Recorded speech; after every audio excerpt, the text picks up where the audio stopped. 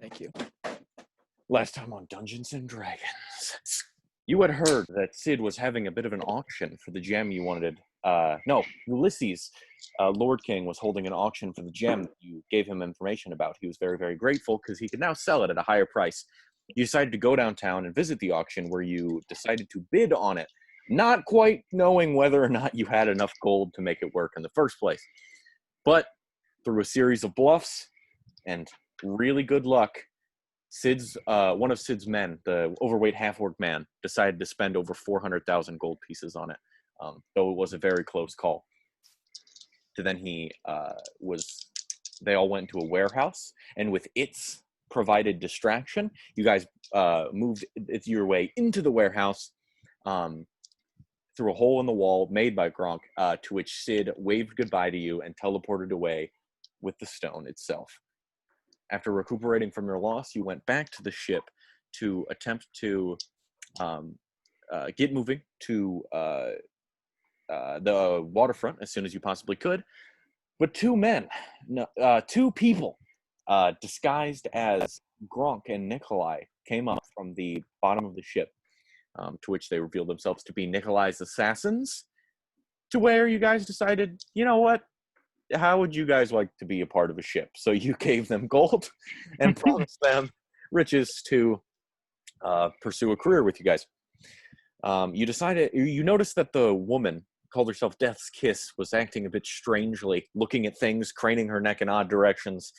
And when Gronk tried to remove any set effects on her, he was immediately dropped and went unconscious. To which all three of you decided to try and save your missing friend. You all, after a bright flash of white light, find yourself on a 20-foot diameter gray piece of stone floating in a seemingly infinite abyss of black space all around you. On the only thing you can possibly see is a sort of bullseye hooded lantern on the ground beside you, as well as large craters amongst the gray rock you are standing on. Are we all here? And to that, I leave it up to you. You guys look around and see that everyone besides Nikolai is here. Right. So, anyone know where we are? No. The only place I could think of would be in that chick's mind. I don't even know if that's possible, but...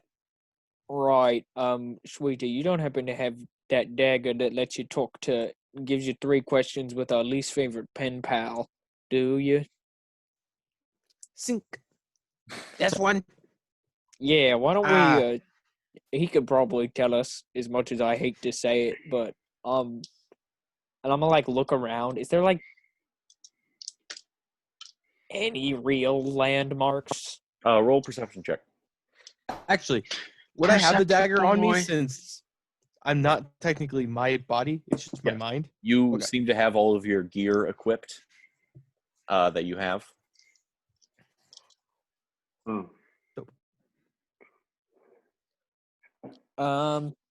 22. You glance out into the black abyss, and even your dark vision can barely cut through because you can't discern any color in your dark vision, but there is no color besides darkness. But at the very, very edge of your view, you see something that looks like a barrier. But it's not a wall. It's a fleshy, pulsating barrier. And it moves very steadily, as if it was breathing. But that, seemingly hundreds of feet away, as you stand on this rock. As you look down, you see that you hear a weird noise, a sort of a... And all of you curious, you look downward and see that out of the craters are these long, black, spindly worms, the size, several feet long, that are now crawling out of these about fist-sized craters in the ground. Oh boy. Um, I want to look at one of these and use my hunter sense on it. What is that? What is its damage, immunities, resistances, and vulnerabilities? Nothing. Awesome. It seems to be a worm of some variety. These worms. Right. Ask our pen pal some questions. I hate to speak to him, but I don't know where we are or what's We going need on, help. and we need help. Okay, I'm gonna try, but here, I'm gonna try and I don't know if this is gonna work, but I'm gonna try and boost the signal. So Roku, come here. Okay. You walk over to Sweetie across this rock, and as you do, you'll have to dodge these worms that are now coming out. And what started with 5 or 6, there's now starting to be piles of them coming up out of these sides that are now piling up slightly, like writhing together in this mass. And you have to, as you go to step, they all clear away from your foot, like as if to avoid being crushed. And as you walk over a couple of feet over to Sweetie, because it's not a very big rock. You make your way over.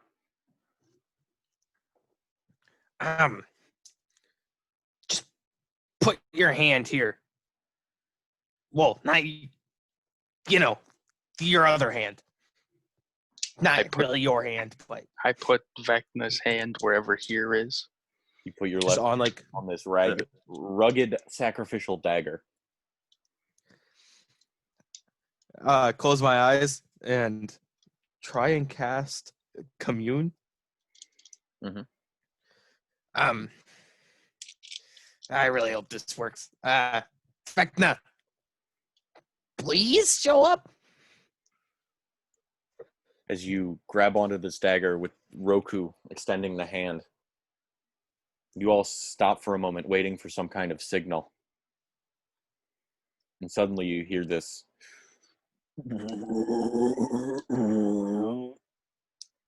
as it echoes around, as if this infinite space around you has bellowed in some variety. And to that, you all hear a voice within your minds say, "What sort of situation have you all gotten yourselves into now?"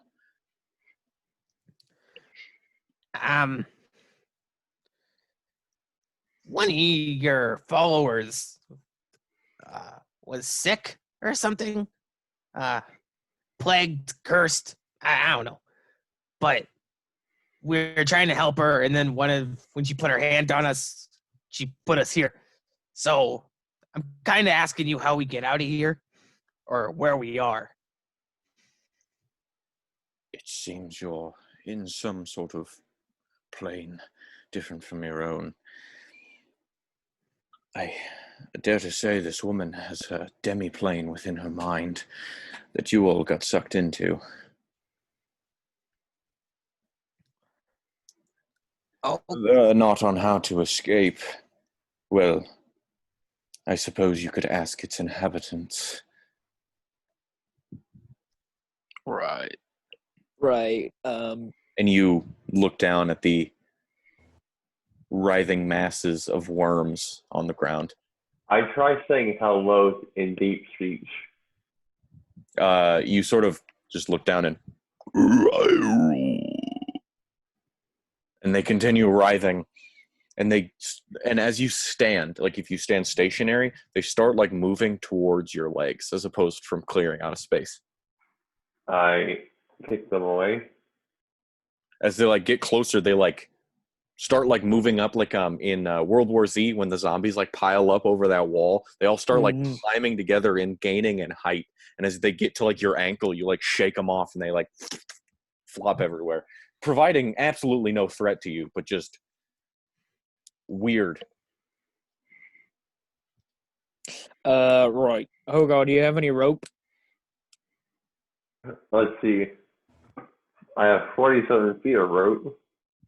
Right. And I'm gonna take it and tie it on my waist. Don't drop me. And I'm gonna hand it to Hogar and Roku. And just as you do so, you hear Vecna say, Well, my time is running out, so try not to die. Oh boy. Right. Okay. Um. Well, thanks for the location, I guess.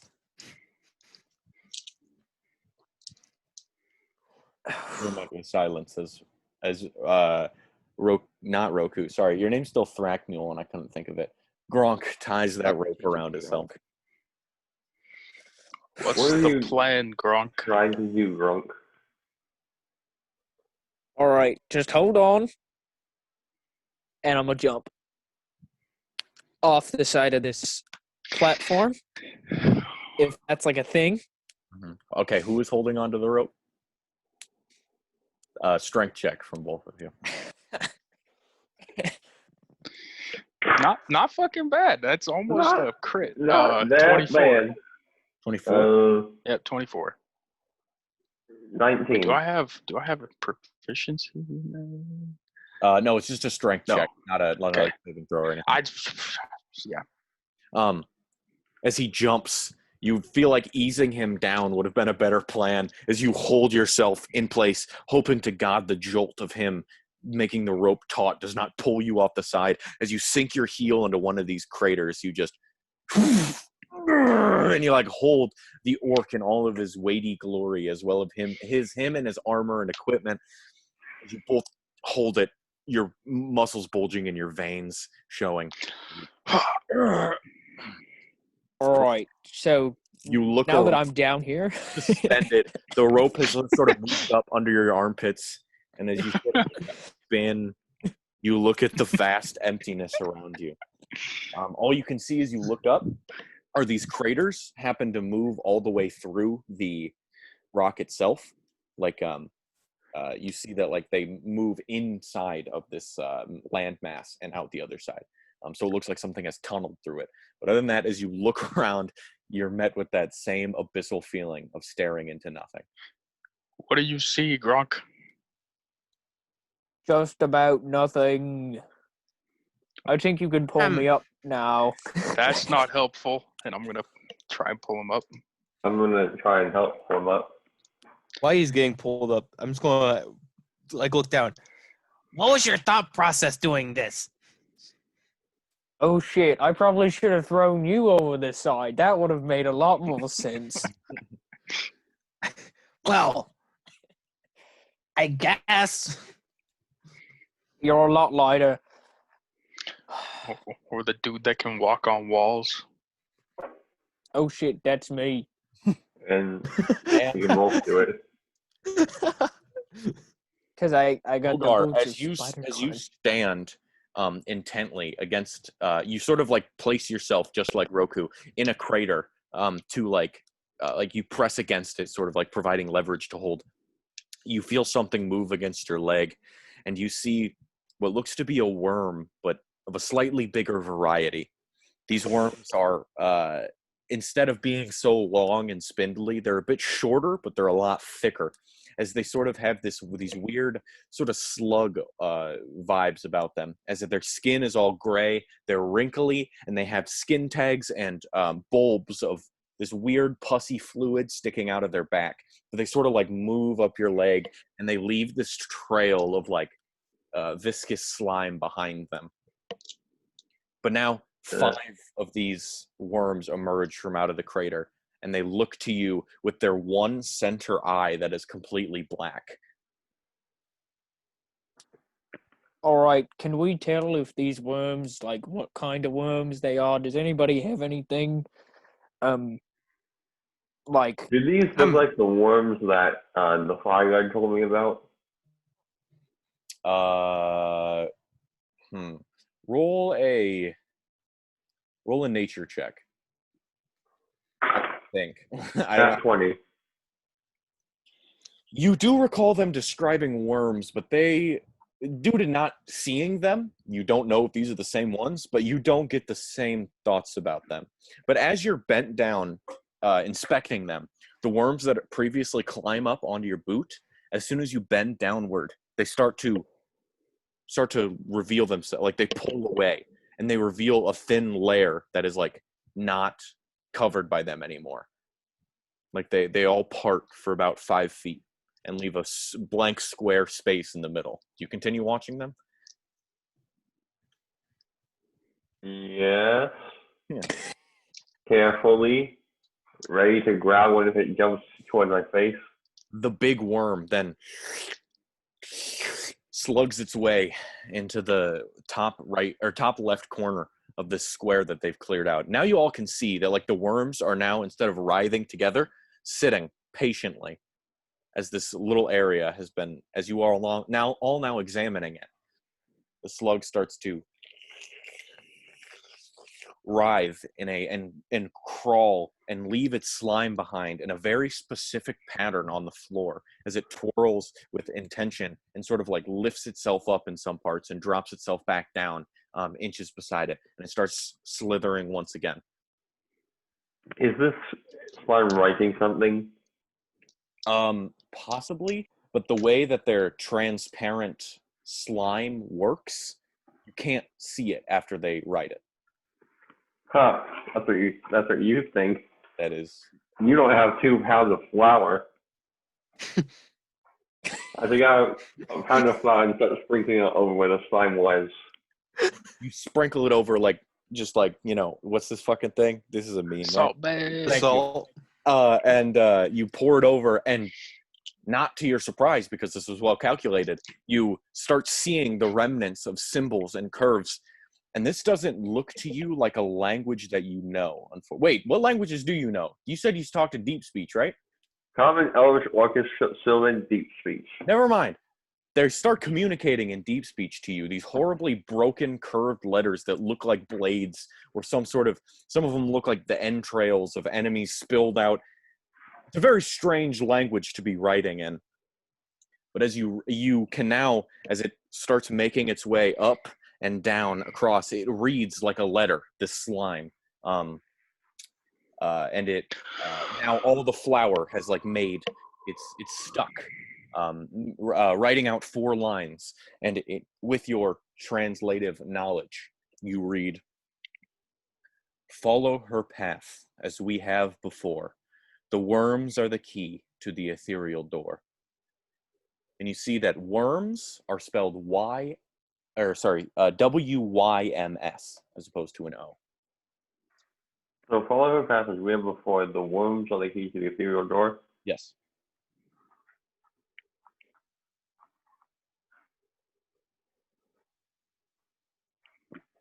As I see this, Sweetie's also gonna like to be able to read it. Yeah. And you sort of like open your eyes and read this flower pattern, which weirdly turns into these shapes that make sense to you. It like translates it back into common. And yeah, you read the same lines. Okay, so what? Follow her path. What? Death's. We need a better name for her. But Death's Kiss path? Maybe something will happen when we pick up the lantern. No one's picked it up yet. What? What could possibly happen? What? It's gonna illuminate a pathway for us to walk on or something? Go pick it up and find out. Fine. Pick it up. Walk over and pick it up. And this thing is what is like a bullseye lantern. So instead of illuminating like an aura of light, it specifically has a center where it shoots a sort of beam of light out, like a spotlight. And as you start to move it around, you see that the 5 fatter glowing worms look to it as like a beacon, and you can see the glare of it in their big black eye on the center of their face, and they follow it and like start to move towards it, but only the 5 big ones. Towards the actual like lantern? Towards the where you're aiming it. It's like a laser pointer and a cap. Except it takes a lot longer because they have to.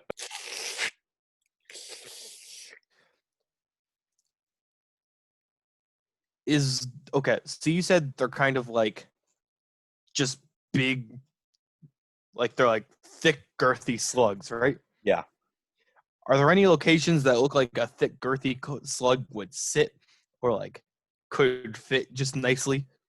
Like you look down and sort of look around you. I'm going to need you to make a perception or investigation check, whichever you would prefer.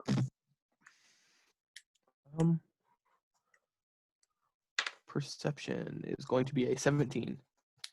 You sort of like aim the lantern around, and you just look, and you see a very particular crater that, while the rest of them seem to act as tunnels that go through the entirety of this rock's core, you see one that's just a small basin. It's like a bowl.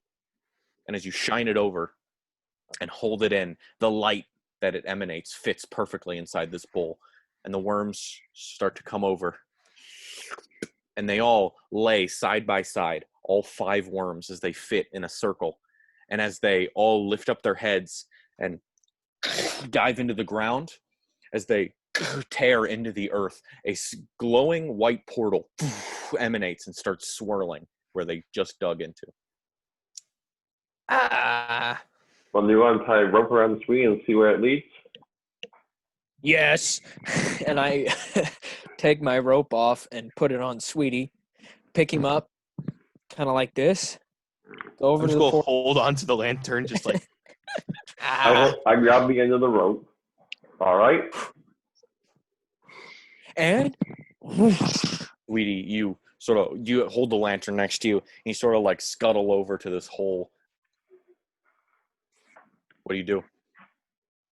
As you Promise look you down, guys will hold on. yeah, Yes, I promise I'll hold on. as you look down, it's this pure white energy that starts to like spin as it does, and you can just hear a very faint sucking noise, just a. Oh God. I'm going to try and like dip my toe in just to see like, is I the don't know water if it cold? is the water cold? Does it hurt? I don't know. You go to like dip your toe in, and it like just kind of sinks in underneath this energy. I'd like to just push him in. As you like test the waters, you like turn to look for your group for assurance, and you just get. And you guys hold the rope to make sure he doesn't fall. And as you do, you yank the rope up out of the hole. The rope is now cut into 2 23.5 inch or 23.5 feet ropes. As you now hold the charred end of where Sweetie once was. Oops. I don't know, maybe he's still alive in there. Sweetie, you're somewhere else right now, but I would like to see what the rest of these guys do first. I understand. I said, Right. No, nothing well, else to do here. Let's just jump in the portal.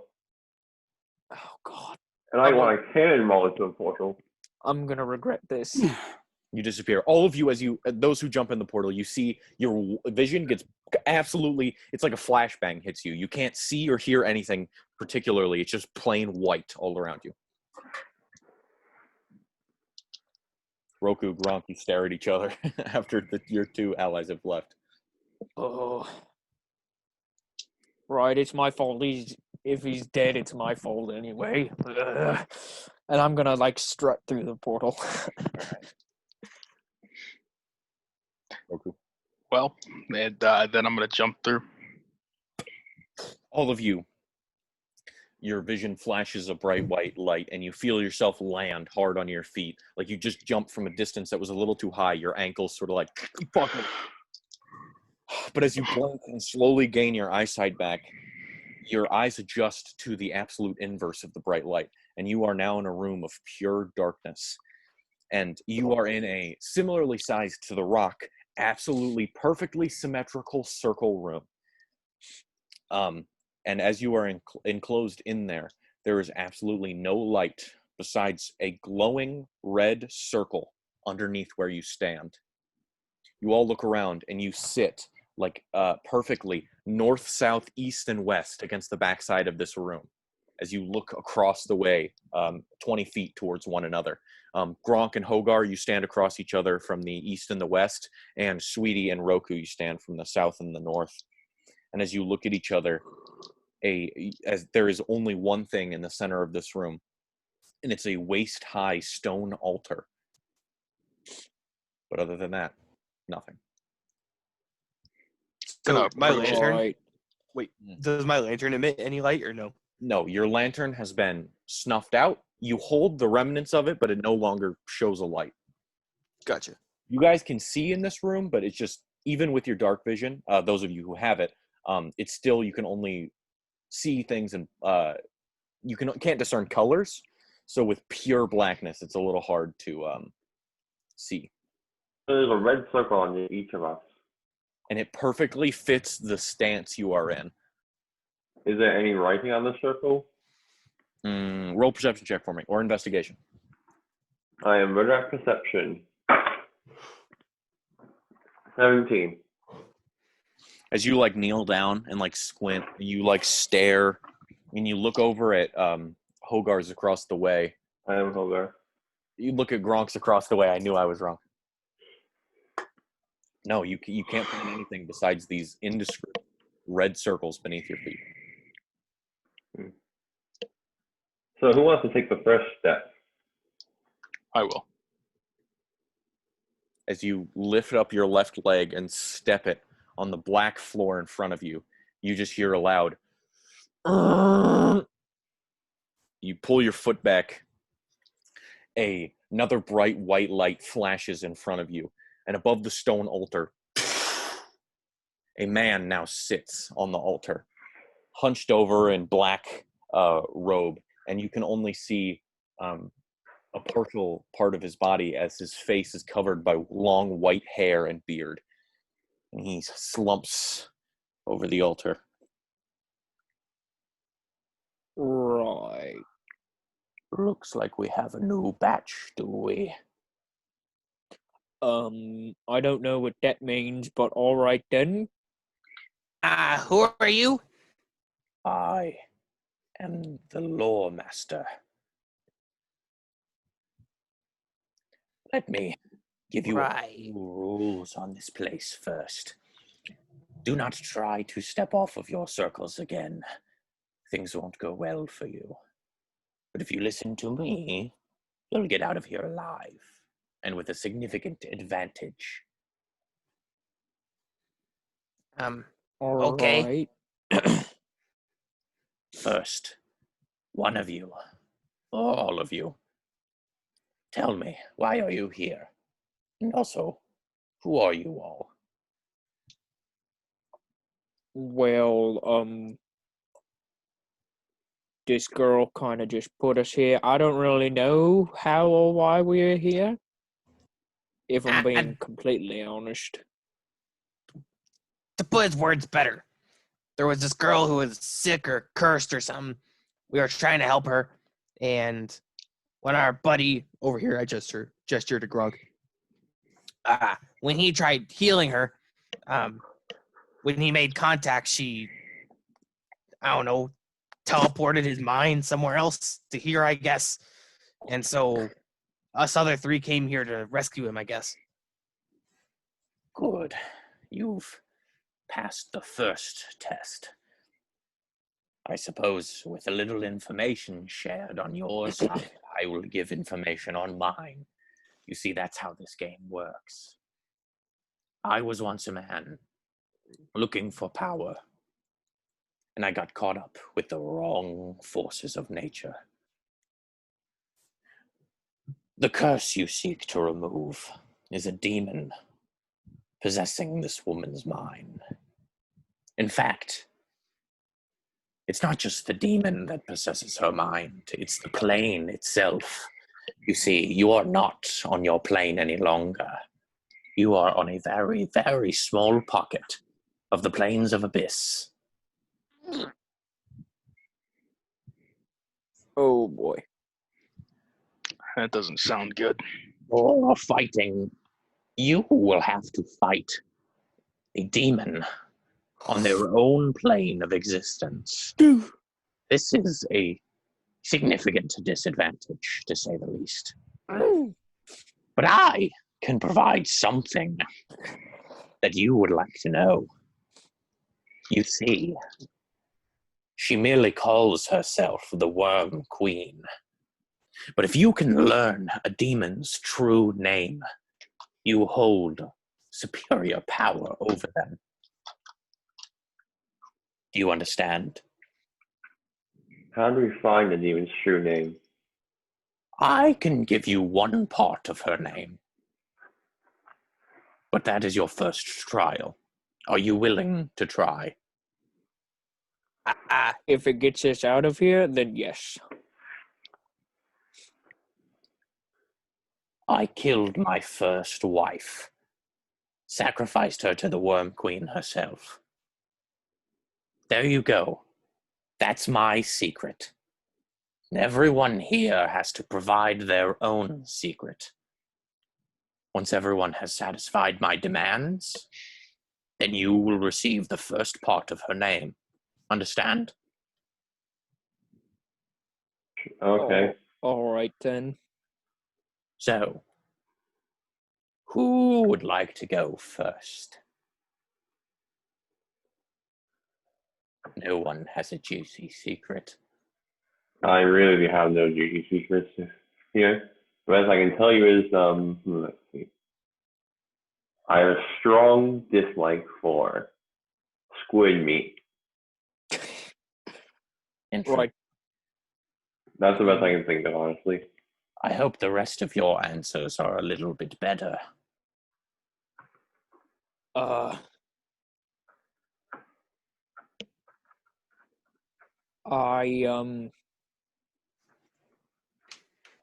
am struggling with my faith, and am not sure if Celestian truly cares about the people that Mimor says he cares about. Because as far as I'm concerned, it seems like just all the gods want everybody to be their slaves, and so that's my juicy secret, is I'm having a crisis of faith. Now that is juicy. Boom, see, better than you, Hogar. Yes, I yes. have no secrets. He then sort of flails his legs over the side of this altar and he spins and looks to Roku. What about you? You look like you have a lot of juicy secrets. I plan on killing a lot of gods with my hand and eye. That's my juicy secret. Well, I would like to see how that goes down. But until then, he flails his legs one more time and looks over at Sweetie. And what of you? I'm going to try and talk to this guy mentally. Okay. I want to take his hand and eye and give it to my god so he could give it to me more powerful so I could kill all the gods instead. Sweetie, you see this figure start to glance upwards towards you. It brushes its hair out of his face, and for the first time you can see what lies beneath. Just a pure white skeleton. As its eye holes stare towards you. No. Part of this trick is explaining to all your friends what you plan. Sweetie, come on, just tell the man a secret. We're all waiting. It can't be that bad, can it? Do you want me to just repeat myself out loud?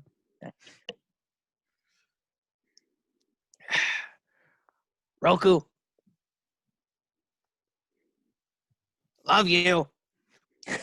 I plan on safely getting rid of the hand and eye of Vecna from Roku to give to Vecna to give back to me more powerfully so I can kill the gods myself. With Roku's help, obviously. But I need the hand and or eye for myself. That isn't. There you go. Juicy secret. Let's get this name. Of course, I now owe you the first part of her name. Zuzro. I can direct you to her now, or I could send you to yet another challenge. How do you Receive spell the Zuzro, or I could send you to another challenge. where you will learn the second half of her name. So there's only 2 parts of her name? I mean, yes. I mean, how many points does your name have, sweetie? Well, I mean, Glad we got all this out in the air today, boys. Good luck. And as he says that, his entire body sort of shifts backwards and his torso reverses from the way he's facing, but his legs stay forward. And as he does so, his arms come up into his shoulders and his face descends. And you see as he slowly grows skin out of his bones and becomes one of those worms, the ones with the glowing sacs of fluorescent yellow pus and the skin tag sticking out and the one giant black eye, as he then carves another portal directly into the center of this altar. You look down and your red circles you are standing on turn into red paths as they all illuminate forward, letting you walk up to the walk up to the altar safely. Up to the altar. Well, that was unexpected. As I'm staring at Sweetie. Roku, no hard feelings, right? If you ever try and touch me, I will cut off your arm and carve out your eye. Well, good thing we're all on the same page here. And then I'm going to step through the portal. You hop up onto this altar and just disappear within it. Maybe because you go last, sweetie. I'll go next. Hogar, you do the same? Sweetie, why don't you stick with me just in case either you get any funny ideas or Roku gets any funny ideas, okay?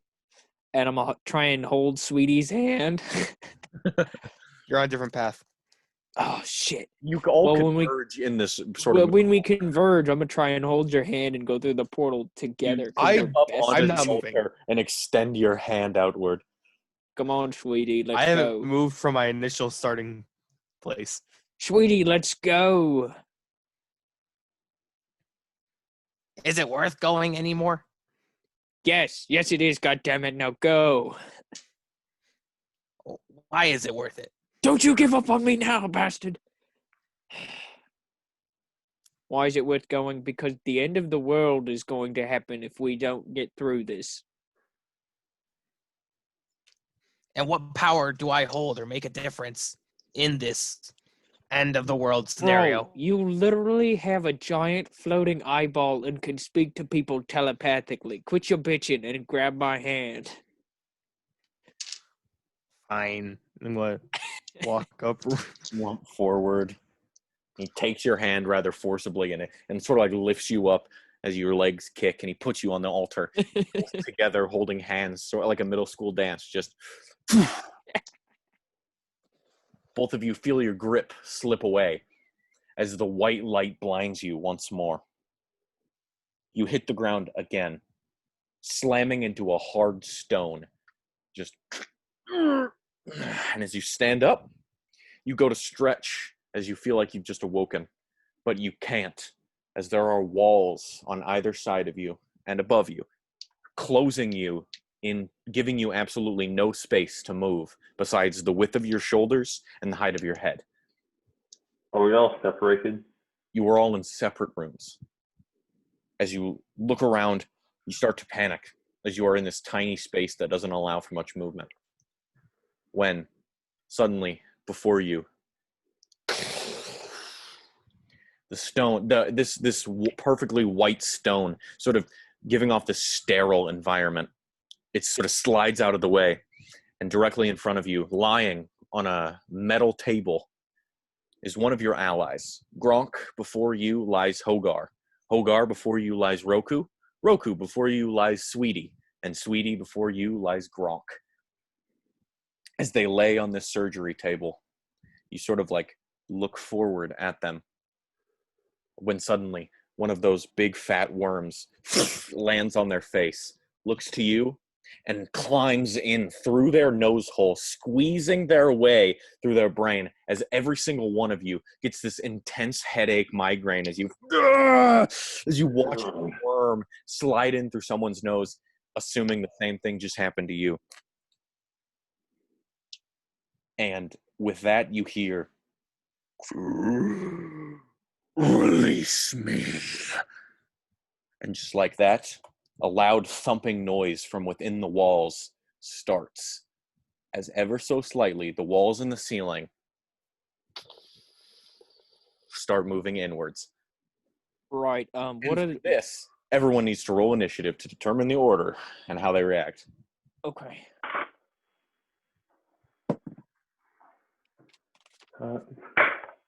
That's not talk. Anybody above a 20? 21. We'll go first. Next up, 15 to 20. 10 to 15. 12. Roku. And then what do the last two get? 10. 6. All right, so first up, Roku. Nope, that is not even true. First up, Hogar. You look down at Roku lying before you, and you see as this thing moves in through his head, it sort of moves down his skin, and everyone on the table is currently shirtless with a sort of medical blanket over the bottom half. And with this, you can see the skin bulge where this worm is moving around his body. What do you do? The Where walls is it right now? slowly closing in. Where is it right now? Where is it right now? Yeah. It looks to be in the chest area, but then disappears as it has moved farther inward. Are there any tools on this surgical table? There is none. I take out my silver sword. All right. Oh, he can take it. Flip it As and you try to just lightly cut his chest open. as you pull out your sword and sort of gauge where to cut at, I need you to roll a medicine check. Oh, I'm decent at those. I am proficient too. It's cut. That is a 15.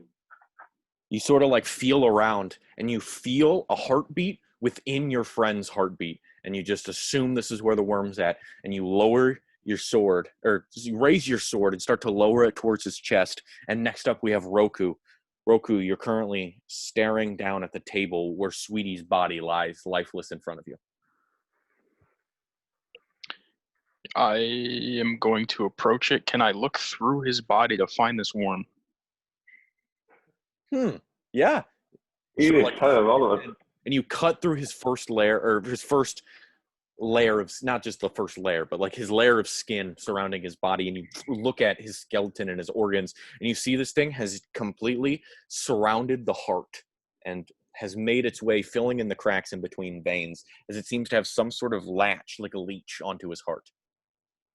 Safely Okay. say I feel violated. You should feel violated. This is fucked up. On this worm, what would be the most viable kill shot? You'd assume if it has a brain, you sort of like go one layer deeper into the worm's body and organs as well, and you see that it has a brain and a beating heart as well. Okay, I'm gonna do wrist gauntlet, and I'm gonna try and stab it. Right next to the heart. I need, and then we're gonna go next up, Sweetie. You stare at Gronk's body in front of you. Ah! Gronk, wake up! And I'm going to like approach him and kind of like start like tapping on his face. You slap his body, and as you do, it's like cold and almost lifeless. And you like open his eyes, and they're glossed over. But you listen, and there's very clearly a of a heartbeat. Okay, looking around, do I see like a bump like moving around on him at all? You do see this thing as it crawls in through the nose. It goes down the throat as you see the throat bulge out, and the stomach skin does the same. And eventually, it sinks deeper into his body, no longer revealing where its position. I no fucking clue what to do. I have a really okay. This is a really long shot, but with nimbleness, I can pass through a creature's space, right? Mm-hmm. So, if I can pass through a creature's space, but also I can Misty Step, You're I'm can I sorry. Misty What? Step like into their space? No, it Like- has to be an unoccupied space. What? And Okay. you can't move through. Are you Like- trying to teleport inside of Gronk? I think so. I Maybe. was confused. That's it. That's the only thing I can get out of that. You can move through their space, not into them. So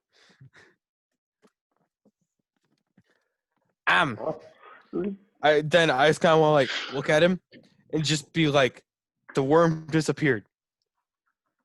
I don't know if I can, but I'm going to like twist my monocle and just be like, what's the best way to go about this using True Strike? you strike. Okay. You sort of like stare at this thing, and you sort of delve into the worm's mind as you like sort of close your eyes. You sort of look through its like big beady eye as you see fleshy pink walls all around, and it's sort of like, and it look at these two sort of orangish sacs next to each other, and as it does, it sort of like latches onto the right one, and you think that this thing is in its lungs, or in his lungs. And with that, we move on to Gronk. Gronk. Hogar's in front of me, right? Or Yeah. is it? Okay. Hogar is laying on the table in front of you. Does Hogar have any of his weapons or anything on him, or is it just kind of him lying there naked? He's naked, but there is a modesty curtain over the crotch area. Okay.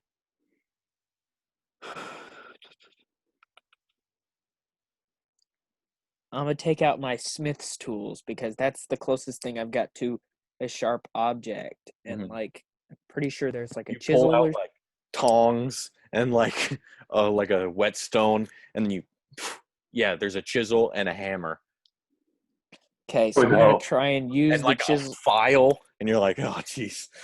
Okay. So the tongs are useful. Reach in there and squeeze and rip the bastard out, but I'm gonna try and take the chisel and sort of. All right, where do you start cutting? Can I see sort of? I'm assuming. Can I You see can sort attack of movement in there? Location with a medicine check. Okay.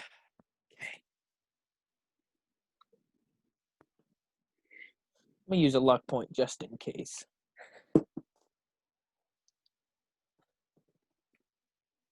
Well, that luck point was wasted.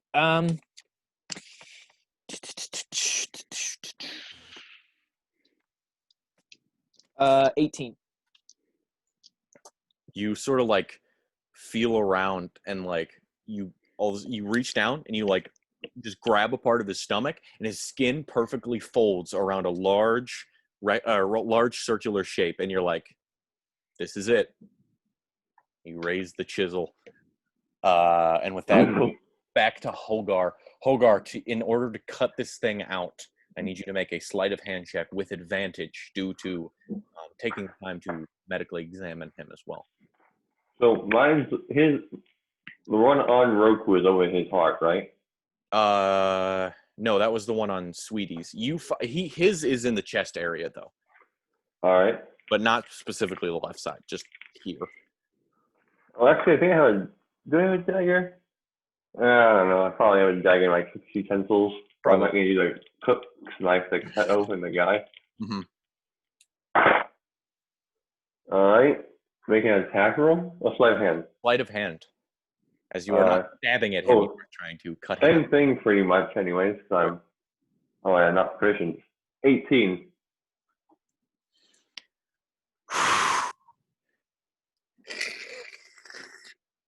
Roku, suddenly you get a pain in your chest as and you sort of like look down, and there is an incision currently being carved into your chest as blood is like pouring out. But Hogar, you see, as you sort of like pry it open, and you see this worm huddled in the depths of his skeleton.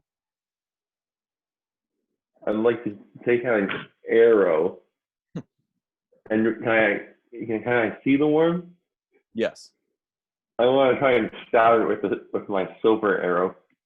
And with that, we move on to Roku. As your chest wound has been opened up, you assume other people have taken a similar strategy. As I about go for it, I'm just gonna give him a little nick because I'm pissed off at him. Give him a little And then slice. I'm gonna back out and I'm gonna cast command on it. Okay, he needs to make a wisdom saving throw if he can. Okay. Or Can you command non-humanoids? I think so. Is it one creature, right? Or is it a humanoid? yeah, it's a creature and it has to understand your language, but I'm gonna do it in abyssal. So if it understands abyssal, All right. And what do you yell at this thing? approach, and I'm gonna back up, so it has to come out. A little slit on the cheek, and you back up and say, approach. And the chest burster scene from Aliens, just a... As Sweetie, you look down at your chest as an enormous chest cavity has been ripped open. As there's blood just shooting everywhere and all over Gronk's body. And you're like, but it sort of slinks out and like... and approaches you, Roku, as it now sits before you, staring up. And with Can I that, take damage? Sweetie, I'll let you know. I'm sorry about this. Just please throw up quickly. Plug his nose, cover his mouth, and when I cover his mouth, I'm just gonna be like, Just fucking laugh. just like, I didn't prepare a joke. I'm sorry, but casting hideous laughter or Tasha's hideous laughter on him. Gronk, roll wisdom saving throw. Me? Mm-hmm. Ugh. And this one would help if it was bad. So let's hope we get some Gerald rolls. Well, you're lucky because I rolled a 2. So that's a 9. You failed. Gronk, as you sit there, huddle over your brother's body, nervous with the chisel, you just start convulsing wildly, and you're like, and you feel like you're suffocating, but you're like, what the fuck? But suddenly just, you vomit all over Hogar's body. The same happens as the worm shoots out of his mouth, and it's just skitters across the ground as it slides with the fluids that it caught. With that, Gronk, as you just vomited all over your brother's corpse, you clear away his face. Is there Probably not too stone anywhere? weird, actually. Is there stone, or is it just sort of... The room around you could be stone. It's sort of it's a hard material. It could be, you don't know what exactly it's made of, but you could indeed try. But need I remind you, the walls are slowly closing in. Yeah, okay. So I'm going to try and take the point, and I'm going to slit Hogar open. Roll a sleight of hand check with advantage.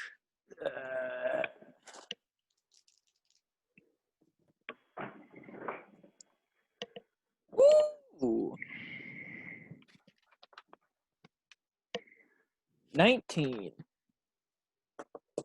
You very carefully cut this thing open, and as you squeeze it, it's like a zit with pus. It just like shoots out as you push on it, and it like boom, pops out of your brother's stomach and lands on the floor beneath you.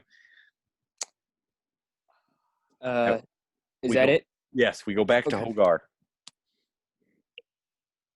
Oh, I feel a splash from my stomach. Oh, well. You do. Arrow, gonna stab this thing in its face. We're Right. trying to avoid other body parts. Roll a strength-based attack roll.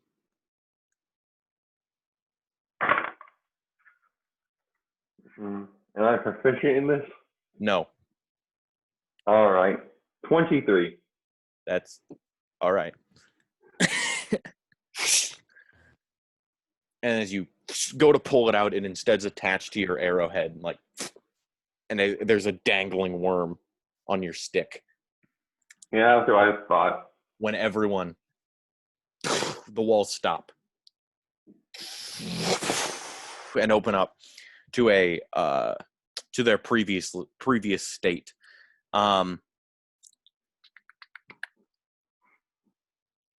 Those of you. Okay, let's see.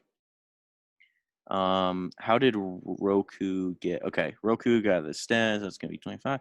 Sweetie. I made Gronk throw up, and all you got, you just like.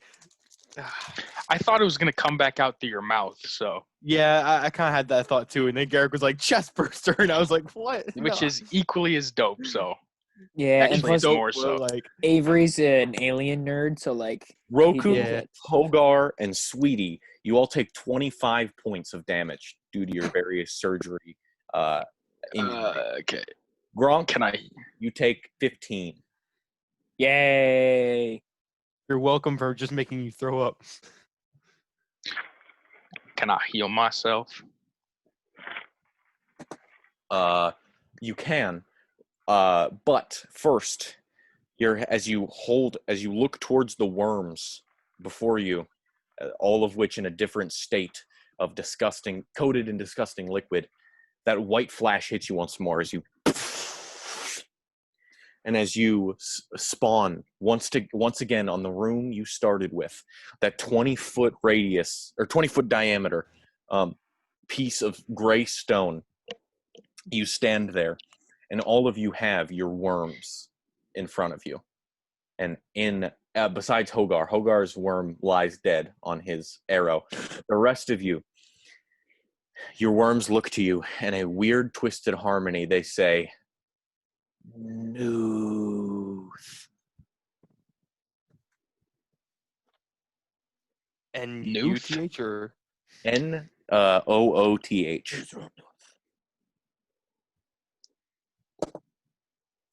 So her name is Zuzro Newt.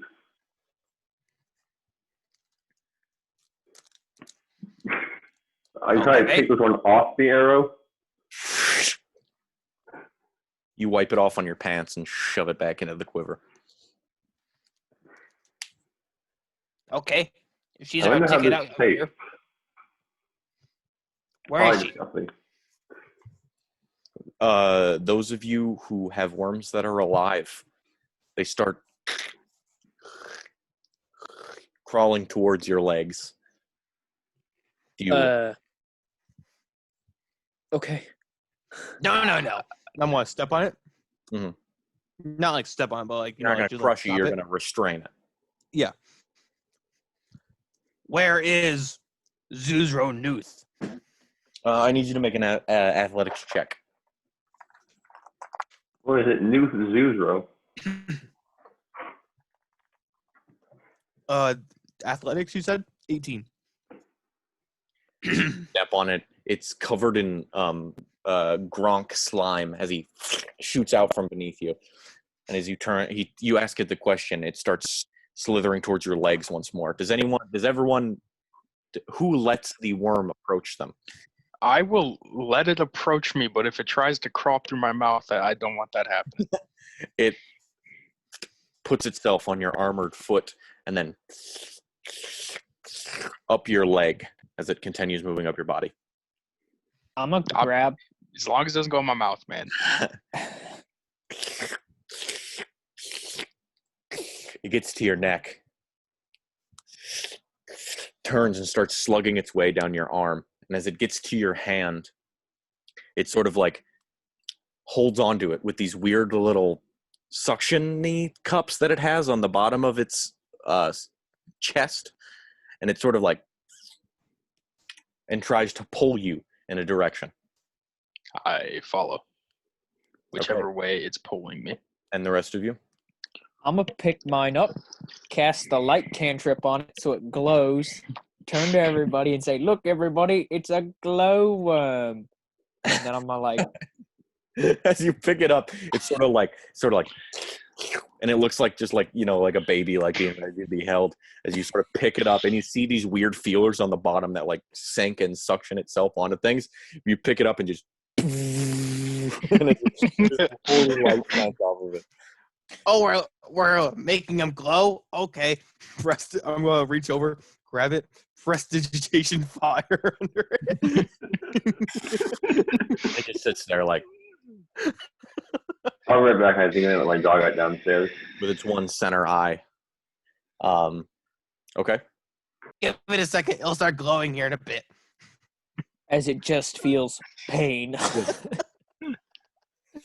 Feel like a lighter underneath this thing. Does it look like it's going to catch it all on fire? No, it doesn't look flammable. It's covered in slime. constantly wet, and you think that's what's allowing it to not get burnt by this. It's like when they cover hands in like Vaseline. alcohol, and then like you can't. Not alcohol. No, that's not the alcohol. opposite. of what it- That's the opposite. Screw it. Yeah, you guys got the joke. Where's it going? And they all start pulling you forward. Do you follow? Yeah. They slither you forward, and you start like very slowly taking steps as they move your entire body at their request, and they lead you up until the edge of this rock. And they continue to pull forward. All right, sweetie, you know the game plan, and I'm gonna start to tie I'm gonna take one of Hogar's ropes, and I'm gonna tie it around Sweetie. With the 23.5-foot rope as you cradle the glowing worm in the other hand. You sort of like tie him up. Why don't you just walk down the side? This is more fun. And I'm gonna take Sweetie over to the side. All right, Sweetie. Yeah, no, you really don't have to do this. I mean, Sweetie, I just Your think. are you worm ready for this? out off the edge. Bless you. You ready to go, fuck off. Sweetie? No, you don't have to throw me. We don't have to do this. I'm gonna Just walk down the edge. look at One. my worm and I'm gonna be like down there, like nod to it. Does he do It looks anything? up at you. It has like a line. It's like my lips. Like they aren't lips. They're just like an opening in its face. And it sort of like curls it at the edges, and it's big black eyes staring at you, and it's just like. Okay, I'm gonna do the Assassin's Creed, dive off the top down into it. Oh! All right, and with that, Sweetie as well is being thrown off the edge, I'm assuming. Right, so I'm not really paying attention to that, but I'm gonna count down from 10, which I've been doing, and I reach 10, and I'm gonna shove Sweetie. Sweetie, rope, you guys both descend at the same rate. As you hold these worms in your hands, they start to, and the wind's blowing past you, and like you're picking up a lot of speed. When suddenly, after about 15 seconds of falling, you see, oh God, is that a floor? You see some sort of fleshy, breathing mass on that acts as the floor and the walls, and you start to move faster and faster. And just as you about hit the ground, that white portal opens up again as you both thinking through it. Your worms on your hands open these portals in front of you that you then descend into. Gronk, you stare over the side and see this all happen as you look at Hogar, who does not have a worm of his own. All right, Gronk, looks like we're in buddy system. I don't know. Hop on Gronk's back. Oh, please don't let me die. And I'm like nosedive, sort of, and like, as I hold my worm out in front of me. You're holding him around the chest, and the worm is being held out in front of you, illuminating the area. Only other different one too. Once again, you sink through the white hole. Though your vision flashes, and you land on a similarly colored black obsidian stone floor. A large pitch black circular room spreads out for 50 feet to your right and to your left, making it 100 feet in total. There, hovering 50 feet above you, is a 10-foot creature in a robe. You can see that this figure is not a person, but a collection of wiggling and writhing worms filling out the space of this robe. In its hands, it holds some sort of magical staff, and on its face is a female porcelain doll mask, constantly showing a blank expression. And she sits there, floating in the middle of these 4 pointed pillars that come out on either side of the room, holding her in the center of this weird ritual site. Do we still have our worms? Yeah, they're I all missed holding it. onto your hands still. Are these Like these pillars, are they like got things you can put in them, or are they just pillars? They're sort of like these squarish bases, and they come up 50 feet, and at the point they sort of curve inwards, coming to like her, and they come to like a dangerously lethal point, and she sits in the middle of these four. Okay. Could I do like hunter sense on this woman right now? You certainly could. Alright. Immunities, resistance to the vulnerable abilities. But not condition immunities. Mm-hmm. We dumbers. He is resistant to cold, piercing, slashing, and bludgeoning from non-magical weapons, as well as immune to psychic and necrotic. Sorry, Eve.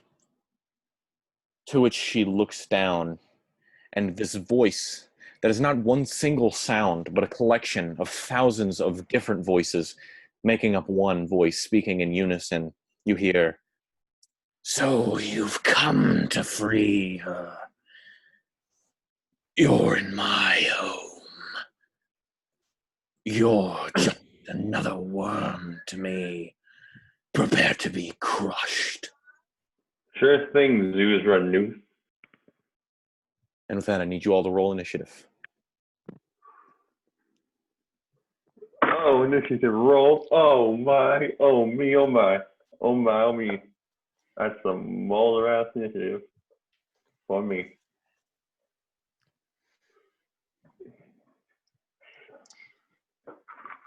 This character sheet, one thing that always confuses me is I look at the proficiency bonus and add that to my initiative half the time, which is +3. My initiative is actually +4. You've been playing D&D for how long? Yeah, but this is a different character sheet than. Okay, so anybody above 20? 23. 22. Okay. Gronk, what'd you have? And Roku? 18. 3. Wait, 5, if that makes a difference. No, it does not. Okay.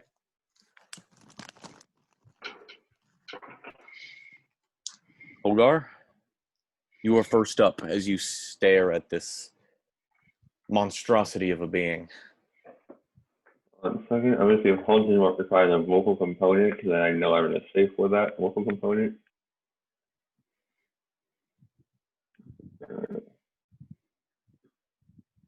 I'm sure I don't have one of the simplest spells pulled up all the time.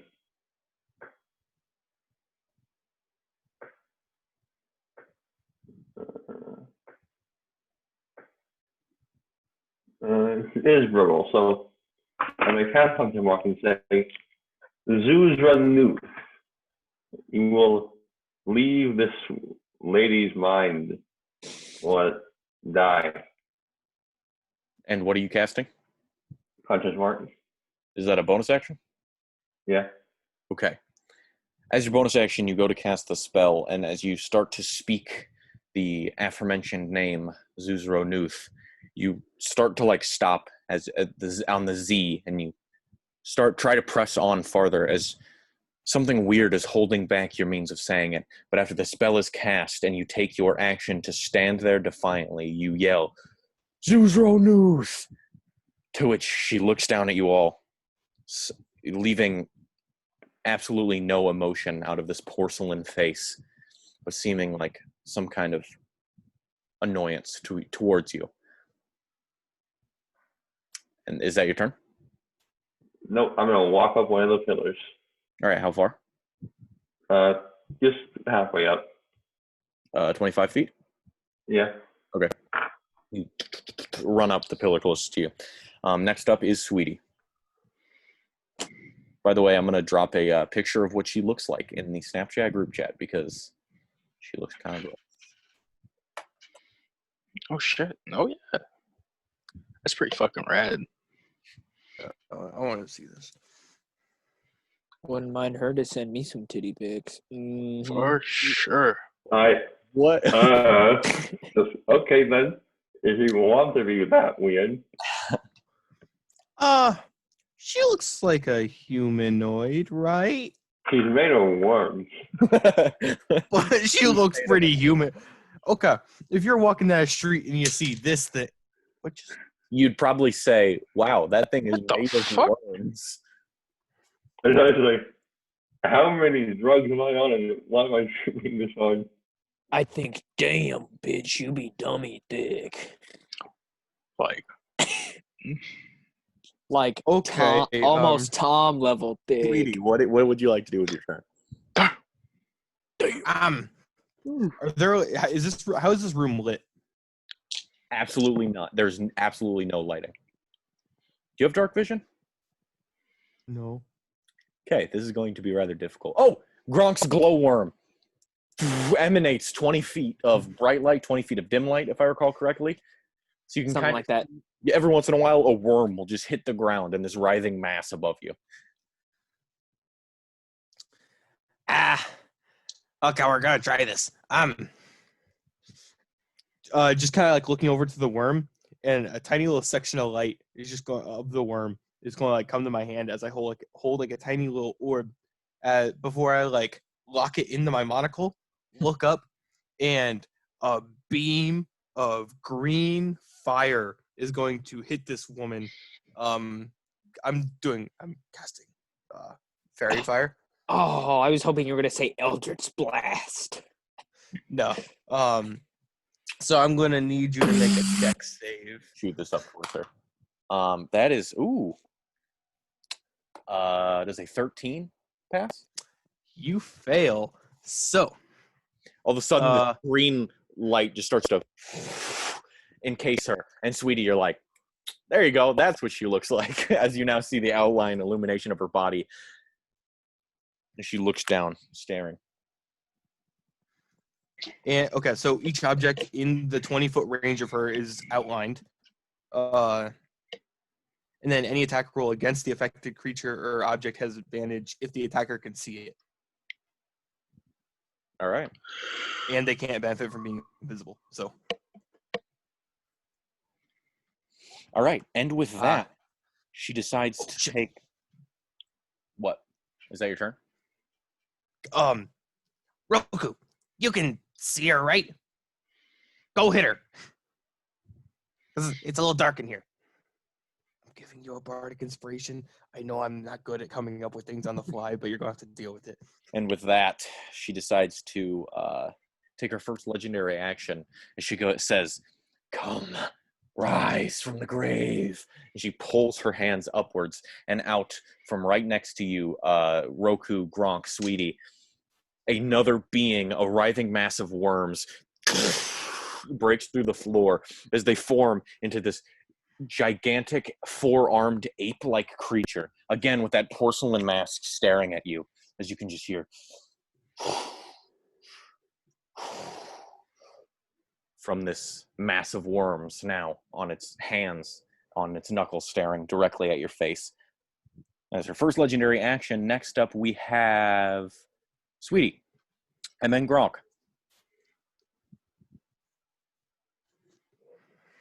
Gronk? Oh, shit. I was like, you said Sweetie and then Gronk, and I was like Sweetie, I mean Gronk. Because I thought you were asking Sweetie again. Go again. All right, so I'm be like, all right then. So, and an aura of stars is just gonna start circling and orbiting around me as I cast Spirit Guardians, and then I'm gonna take out my Ethereal Defender, which is a dope magic item, by the way, and go Tower Shield as my bonus action. Sort of springs out. And does he have to make the save now or on his turn? For when she enters it.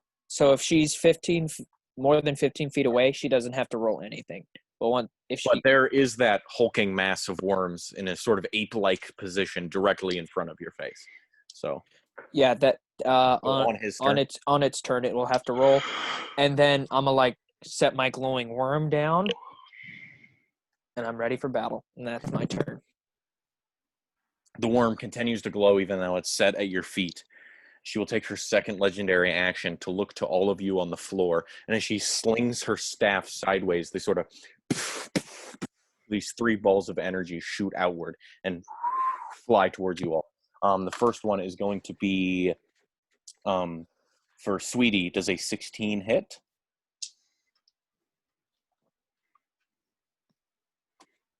No, sorry, my mic was not up. Or I thought my mic was. No, it does not hit. Roku does. Shit. Where'd my D20? Okay, Roku does a natural 1 hit. Unfortunately, not. Bronk does an 18 hit. Let me double check my armor. An 18 does not hit. Yeah, I'm almost positive it doesn't. You got plate and a +3 shield, so I think you're all right. Mm-hmm. As these things come barreling towards you at such a high distance, you can see them coming and thus back up, and they just picking up this dirt and ash in front of you. And she seems to scowl at you. If worms could scowl. Next up, we have her turn. Oh boy. He would now. She looks towards you, Hogar, and as you climb up the side of this thing, she aims her staff at you. Oh, please be mine. I need you to make a wisdom saving throw. What? It is all right at least. Honestly, though, like, I just want to be hers anyway, so can I just choose to fail the slaving throw? Damn, she How does a faked. 19 sound, bro? Just enough to resist.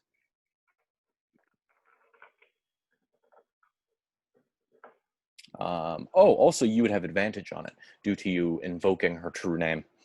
Oh. All right. But you already passed. And with that, it is now somebody's turn. Roku's turn. As there's this weird creature in front of you and the lady flying 50 feet above you.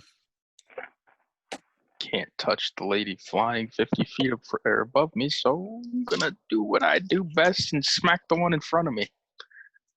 I'm gonna set my friend on my arm down, and I'm gonna try and smack this hoe. You very, very gently lower this little worm onto the floor as it takes its time to slide out. And you just pick up your axe and just lay down this barrage of attacks. 11 and 17.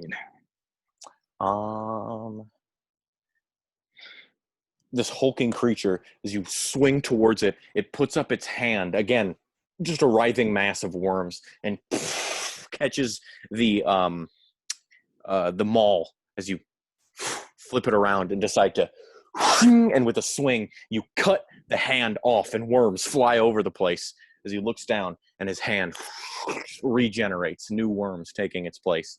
But yes, the 17 hits.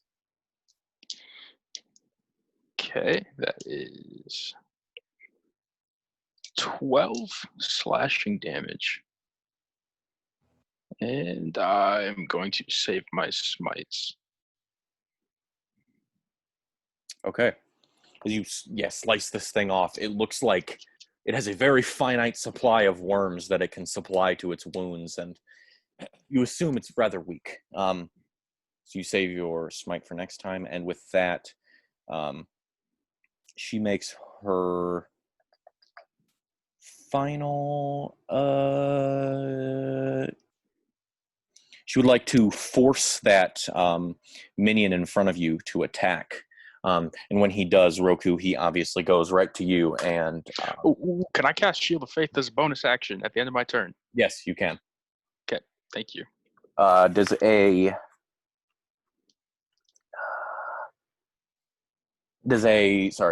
11 hit? No. Does a 15 hit? No, it does not. And it's time to swap out dice for Garrick, because it's not going well for him. As this thing just tries to slam at you, you just immediately back up out of its way, choreographing its movements way too hard. But with that, it is now its turn, and it will again attempt to attack you. This next one is going to be 27 to hit. And Garrick? Yes. Is it within 15 feet of me? Yes, it is. It needs to make a wisdom save, right? Yep. Wisdom is +5, so 16. I believe 16 passes. Yes. Okay, so Yeah. roll damage on that and have it. Yep.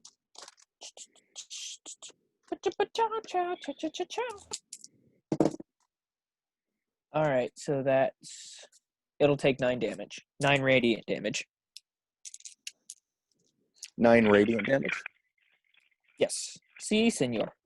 And with that, the stars start to slam into it, and it starts to deteriorate. And as it's on its last leg, like literally the leg that it was standing on gets blown out, and it leans over on it. It starts to reach up at Roku, and the first attack hits. The second attack is a dirty 20. Does that hit? No, the second one does not. Okay. So the first attack is going to do 7, 15, 20 to hit, or 20 bludgeoning damage. God damn. As this thing just pounds into you, and as you all see, as Roku gets hit, these worms just like fly up into the air, and then they recollect into a sort of hive mind. And with that, it is now the top of the initiative order again with Hogar. First things first. As you feel like whatever sway you had on her due to you announcing her name is now lost. First things first. Slayer's pray her. Because was that you call that a charm effect What? that she tried to pull on me? Yes. I already have advantage on those. Okay. I'm a half elf. And then I'm gonna take 2 arrows and shoot it in the face. Yep. And like an advantage because of fairy fire, right? Yes. Alright. And you said she resists magical damage, also separate like magical from non-magical. Perfect. This thing is a 24. That hits. I think it's gonna be a snipe shot.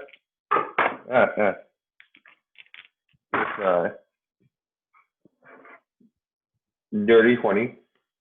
Yes. Alright. So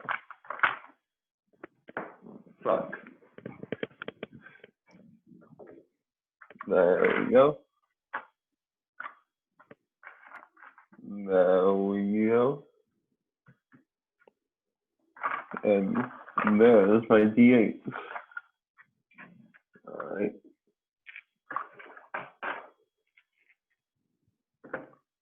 Non-magical?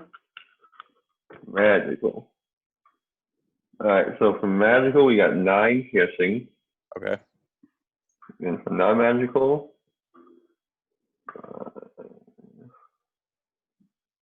14 plus 6. So 9 non-magical. Is that halved? 14. 9 magical is just the magical damage. Mhm. I'm working on the other damage right now. You said non-magical. I just thought. Yep. Go on. Plus the 5 is 34. 34 halved is 17. So 17 plus 9 is 26.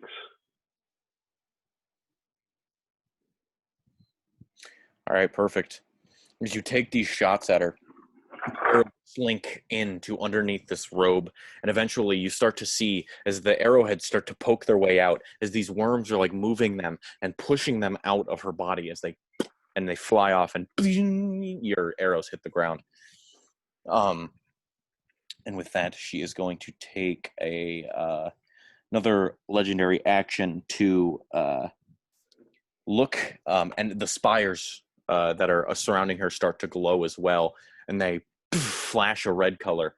And suddenly, Hogar, next to you, hanging off of the wall, right beside or hanging off of that pillar right next to you is a sort of another mass and conglomeration of worms.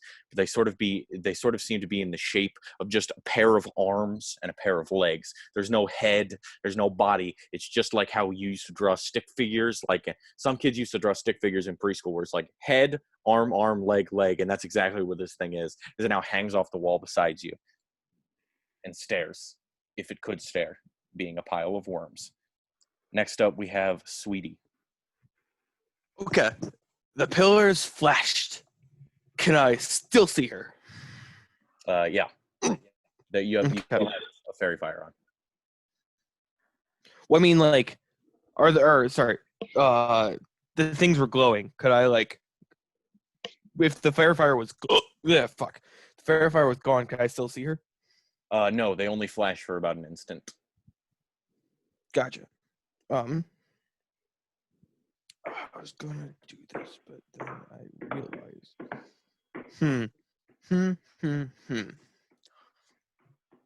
We are going to try it. I'm going to drop the fairy fire. Mhm. That's going to dissipate. Then I'm going to look down at my worm. So Mrs. Worm Queen, wherever you want to be, King, I don't know what you are. You think I should name this thing Jackie or Nero? Casting Tasha's Hideous Laughter on her.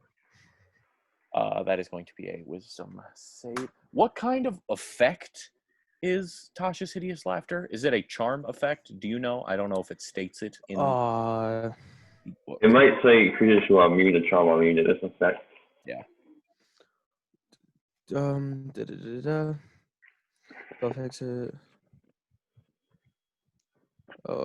Incapacitated, stand up during the creation. Intelligence or wisdom saying that. No, it doesn't say anything about a charmed effect. All right, perfect. That is going to be a wisdom is 19. Damn it. Yeah, she passes. Wait, does she have a intelligence score less than 4? She does not. I ask because it's a mass of worms. That's true, but they seem to have some sort of semblance of a hive mind. Look at JC, what a gal. Hey, Hogar, you look like you have a pretty good view up there. You like knock her out of the sky for me? Giving you bardic inspiration. All right. And is that the end of your turn? Yeah, that's all I can. With that, she forces both of her currently spawned minions to make attacks towards you. Hogar does this is rolling a lot better than when I had the other die, does a 23 hit. Yeah, that hits. And then Roku does a 17 hit. No, it does not. All right, so Roku, you managed to block out this attempt of worms to like devour you. But Hogar, you see this like thing hanging off the wall, and before you can like turn to it and react, it just punches you in the face, and these worms sort of sprawl everywhere, and this weird wet spot is left on your face. But you take sorry,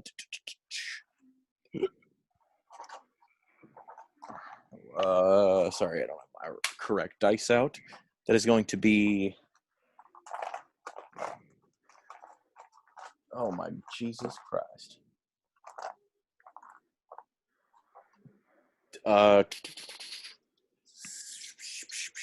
6 points of bludgeoning damage and 7 points of psychic damage. With that, Gronk, it is now your turn. Let's go. I'm about to clap some major cheeks. That's not true. Gronk's not actually that good at attacking stuff. But I will say, though, that he's going to take a step towards this lady, and with his warhammer, he's going to try and strike her, and then cast spiritual weapon, and an ethereal warhammer will try and strike her as well. If she is still 50 feet in the air. You can climb up one of the spires to get your boots. I do have those, but that'll only get me 30 feet up, and I don't know. You can join me and attack the one that's attacking me, and then spiritual weapon her. True, I could spiritual weapon her. Quick maths. So I'll run up. That's a good idea, Jared. I'll run up the side, spiritual weapon attack her, and then attack the one that Hogar's dealing with as well. All right. With the adamantine warhammer. As you run away, you will take an attack of opportunity from the large ape-like collection of worms in front of you. It's a risk I'm willing to take. I don't think it'll end you, but let's hope. That is going to be 27 to hit. That hits. And it deals 16 bludgeoning damage. As you run by, it sort of like forms into a bludgeoning weapon of sorts, and it punches you in the back, but it only puts a more spring into your step as you continue to run using the velocity that it just gave you. See, that wasn't too terrible, Garrick. Actually, that hurt quite a lot. Ow. Up the side of the wall, standing next to Hogar and whatever weird creature is currently attacking Hogar. It looks to be rather spider-like. But is that your turn, Gronk? Yeah, that. Oh, no, spiritual have, weapon attack. Yeah. And then you take, a bit of that energy that you have currently in your divine spiritual guardians, and you take it and you throw it upwards. It forms into that. Throw your warhammer attacking her. What did you roll? Well, I rolled a natural 1 or an 8 for my spiritual weapon attack, and then a 12 for my regular warhammer attack. So that was the end of my turn. That's with modifiers and everything? Yep. Oh boy. As you run up the wall, you sort of lose balance as the warhammer drags you back towards the earth. You just sit there, falling backwards, but merely hanging on barely by your footsteps. And you just sort of absentmindedly throw the spiritual weapon towards her, which she easily dodges and cackles at you as she does. With that, she is going to use another legendary action to cast another flurry of attacks, but this time towards Gronk and Hogar currently. 2 attacks are going towards Hogar, the first one being 16, the second being 15. Neither hit. Neither? That doesn't hit. The third one going to you, Gronk. Oh, okay. 27. That hits. Of course it hits. Of course. Okay. All right. Do your worst.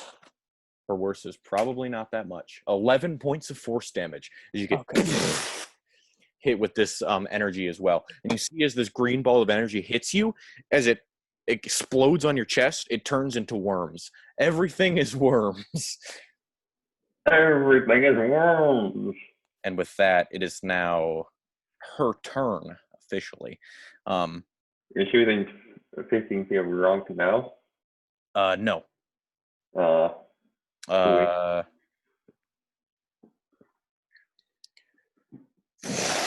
She moves very, very far downward and very quickly, and you guys see is Roku, Sweetie, as she hits the ground in front of you. She walks slightly towards you off her middle pedestal and out of the spaces in the spire. And you see after she steps off of that space within the spire, the lights sort of flash a bit, and she walks towards you. And I need you all to make, or not you all, but Roku and Sweetie to make dexterity saving throws. If she went through the spiritual weapons there, she has to make the wisdom save, if I remember correctly. What?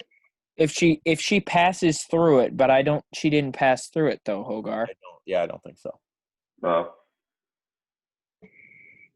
It's just she went down, and in my mind logically would have passed by us. But she went straight down, and if she's out of the range, so she. Sweetie, Roku, what'd you guys get on your dex You save? said dex save? Yes. I used my bardic inspiration and I got a 19. I got a 13. Roku, these weird, obviously, masses of swarming worms form these claws from out around the earth. and they start to dig into your foot. But then you remember Sweetie's oh-so-inspiring words, and you start kicking them off, and you turn towards Sweetie to see how he's doing, and these worms start piercing through his shoes into his foot and restraining him into the ground. Ouch.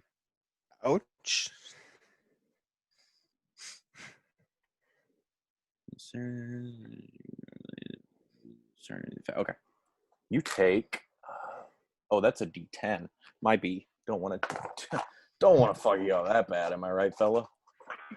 Yeah, I This need a is D12 here.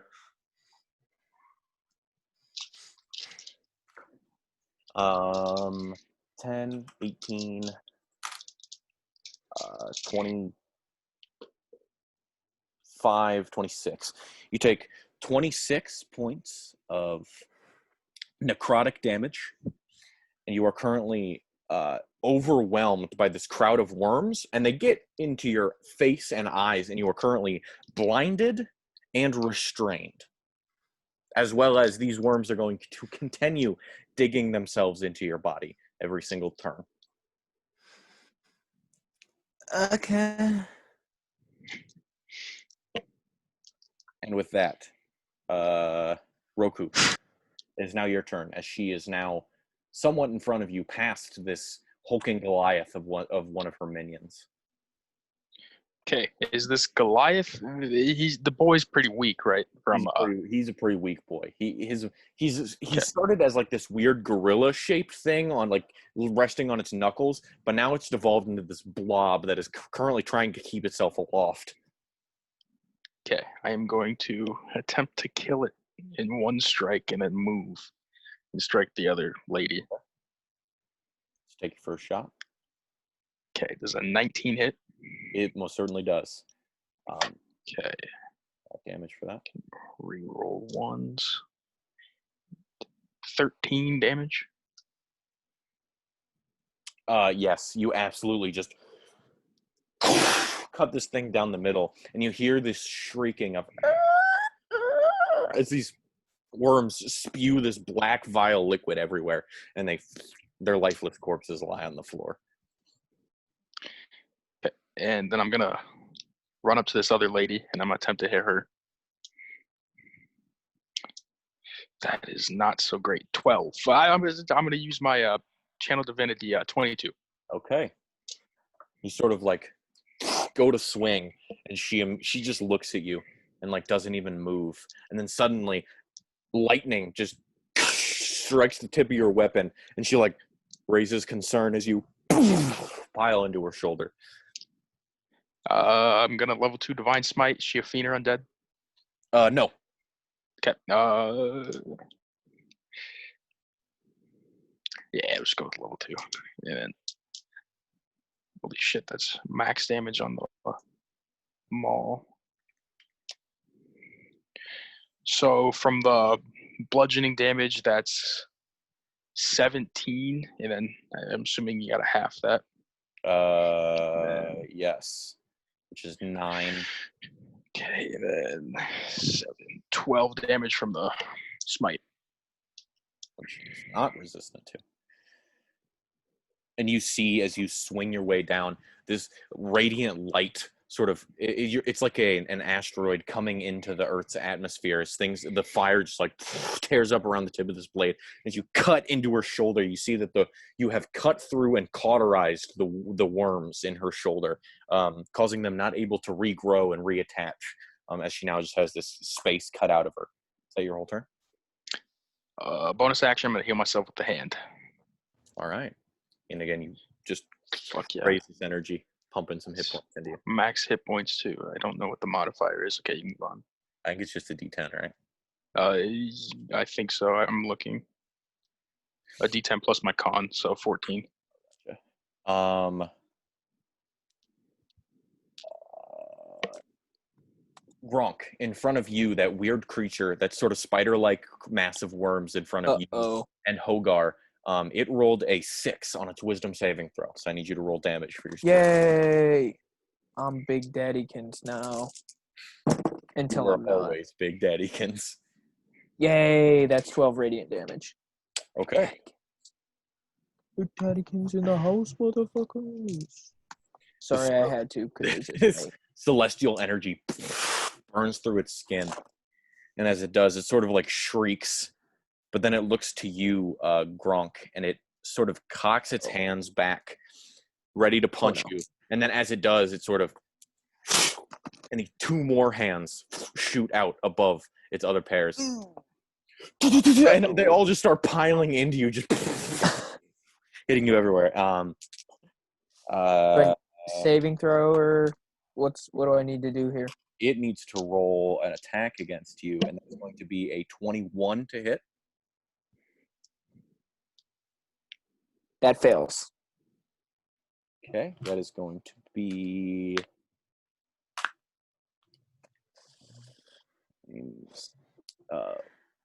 that is going to be 44 points of bludgeoning damage. It's just... all these attacks are just piled into your face, bruising you immediately. For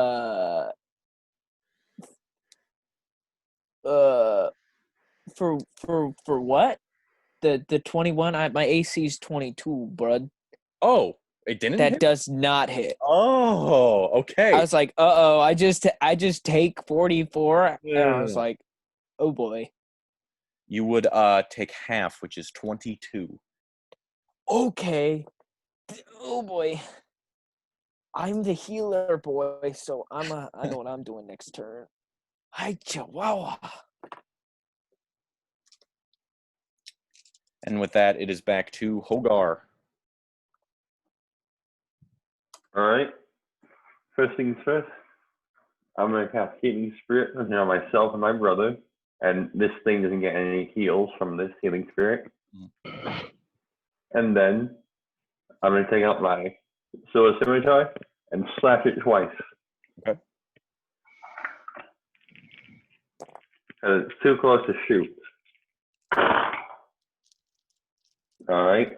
Lower to the 19. 19. Yes, those hit. All right. It takes, the first attack is 9, the second is also 9 because I rolled 2 4s, so 18 slashing damage. And with that, as you just... you see as its formerly 6 arms just fall off, and anything that is remaining sort of stuck to this wall is sort of just flies off, and now it is completely eviscerated, no longer in front of you. I'm just thinking if I get Healing Spirit this turn, or I have to wait till the next turn. If you do, you can heal that. Yeah, that's what I was. She is going to use her actually 2 legendary actions. Roku. Her empty eye holes that are this porcelain mask look at you and flash green, and you feel some sort of weird energy overtake you. I need you to make a wisdom saving throw. 15. Suddenly, your eyes as well flash green, and you are no longer in control of your own body. Actually, if you are the creatures that are friendly to you, get to roll that save with advantage. I doubt it will make a difference, to be honest with you. 13. Yeah.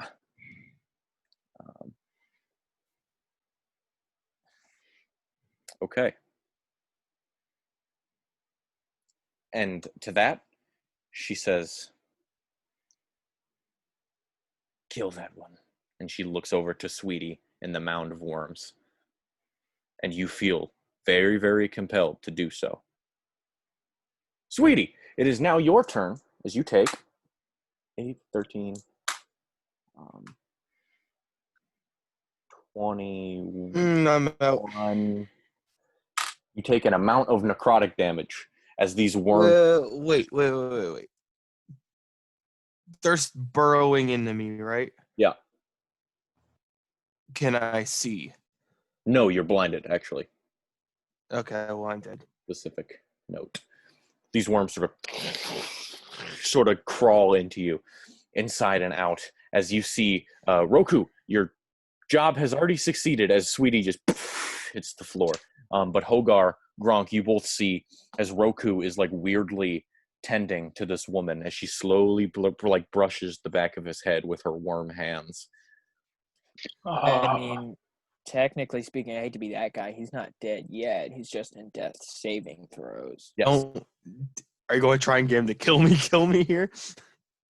I didn't say that. I'm just saying he's not dead. So, like, maybe don't attack us.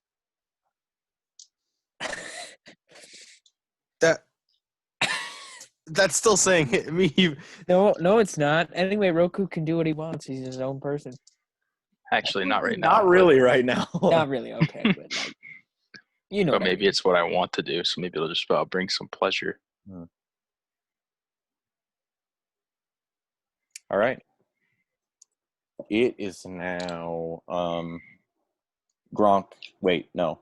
That was Sweetie's turn. Gronk, it's now your turn. And you get 1d6 hit points. If I were to jump off of this pillar, could I land on her?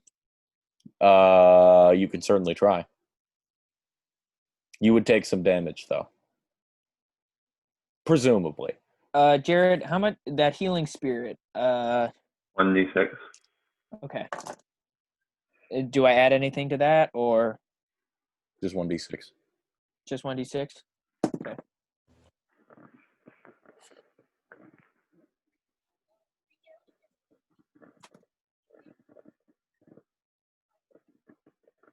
I think it's worth it. I'm gonna try and jump on this bitch. I need you to roll an athletics check for me. If I die, though, somebody save me. All right, then. 19. You sort of hop off, and she like strokes the back of Roku's hair.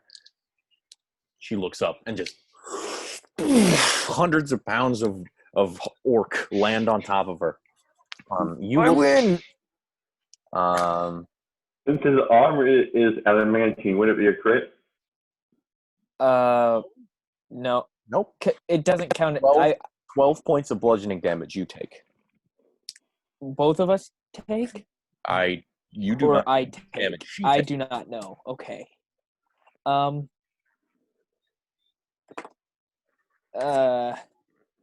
right then. So does that count as my movement or my action, or what does that count That as? is your movement, I suppose. Okay, cool. I need to roll concentration. I should Spirit Guardians, yes you do. I'm gonna use a luck point. Okay. Okay, so that's an 18. So there's that, and then Okay. That passes. You have your action and bonus action still. Can I drop my spiritual weapon and 20 feet at a time, yes. Can I just get rid of it so I can cast a healing spell instead? Sure. Oh, okay. I mean, you don't have to attack with it. I don't know if it's concentration, so I'm not sure if you can drop it, but if you don't have to use it, It's not concentration. Yeah, so it's just kind of chilling out there still in case you ever want to invoke it again. But you don't have to use it on your bonus action. I'll bring it 20 feet closer. I think takes a bonus action.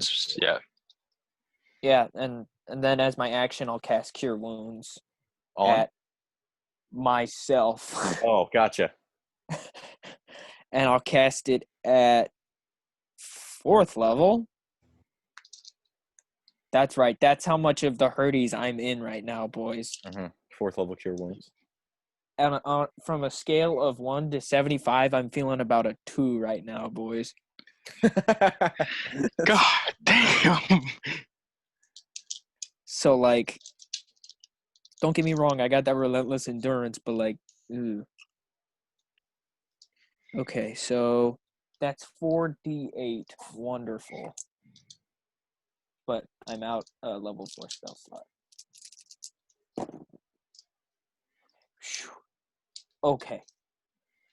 Live to see another day. Okay. Well, and that's my turn. She's going to use her legendary action to just cock her hand backwards and that staff in her hand, and she just goes to swing at you. Does a 13 hit? No, it does not. Fortunately enough for you. As it gets to her turn, she looks at Roku and goes, kill that one instead. Yes, Gronk. Wisdom saving throw, please. Aha.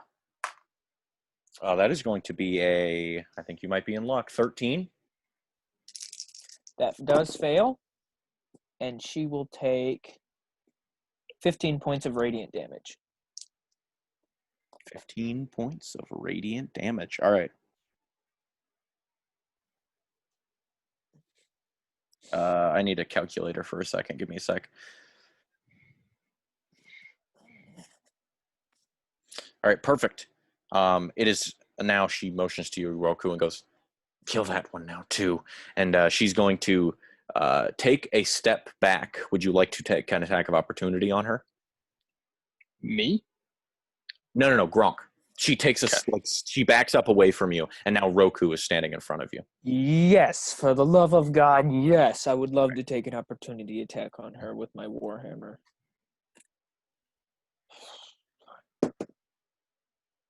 All right, and so that's a...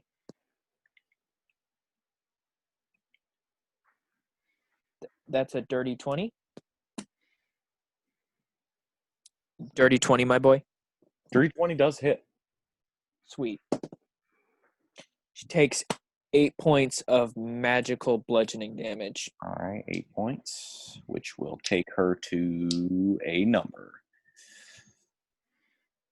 Interesting. I like being at a number. And that was her turn, I believe. Roku. Oh, no. She's going to cast Eldritch Blast to shoot 3 more beams at Hogar. First of which, 26. Yeah, that hits. Second of which, 23. Yeah, that hits. 15 is the last one. No, that doesn't hit.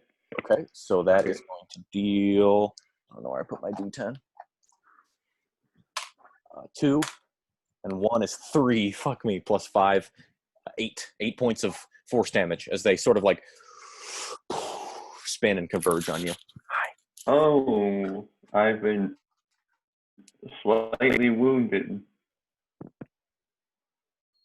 All right, and now it is Roku's turn. I have to attack Gronk? Or can he repeat his saving throw, or... Not at the... No, you are under the effects of a Dominate Person spell. Oh, that's some intense shit, bro. So basically, she says jump, you say how high, sort of an ideal. And she says attack that creature. Now, you do not have to add any sort of smite. Like, you just specifically have to attack Gronk. I am going to punch Gronk. That still gonna hurt, but Then there's no guarantee it'll hit. Fight any control she has over you. And you cock your hand back, spike pointing out. Does Roku have to take any of my spirit guardians damage?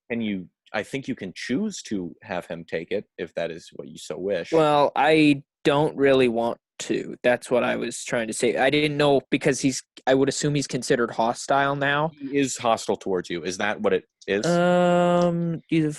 If you were... Okay, yeah. Roku is unaffected by it. Don't make me regret that. I will try not to. Yeah, you can designate him to be unaffected if you wish. Oh, fuck. Does a 27 hit? Yeah. I hate you. Yeah. I hate you. Minimum damage, though. Minimum damage, 6. Oh, that's just peachy. Did I skip over you, or did you go down this turn? Me? Mm. Sweetie's down. I went down Roku just went, right? Yeah. Yeah, I went down right before her, I believe. Hopefully you don't that's what I thought. die. Or yeah, no, I went down on my turn. So yeah, yeah. And then Roku, yeah, you attacked that creature once, I believe. Is that? Is that it? I think that's if unless specific precautions are taken in the future, that is all you have to do this turn. Can I attempt to break free, or am I stuck in this for a little bit? You are stuck until Breaks concentration. yeah, if concentration is broken, which it has not been so far. I'll let you in on a little secret. I need to roll concentration. If you take damage, you will be able to repeat the save. 19. I'm assuming that passes concentration. But I believe you owe Gronk a D8 plus strength of damage, right? 6. I rolled minimum. All right, dope.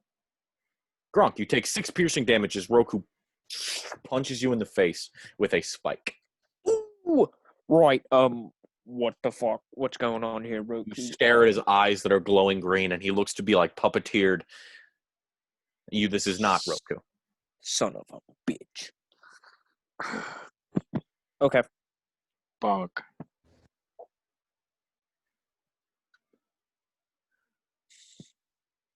Well, it's time.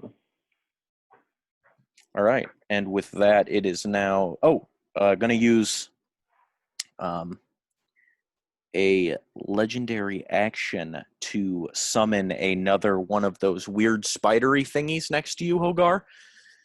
As you look, the worms sort of emerge from the pillars that glow red. And it pops up next to you. And then it is back to the top of the initiative order. I'm going to attack it twice. You can certainly try. All right. 21 and 22. Those both hit.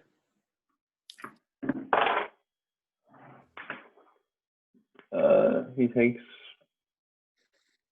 9 plus 8, 17 slashing damage. Okay. And then I'm going to cast the Zephyr Strike and walk down the spire. All right. He will get an attack of opportunity on you if you do. I believe with Zephyr Strike, I don't take attack of opportunity, but that might just be after I use it. Do you have the spell up?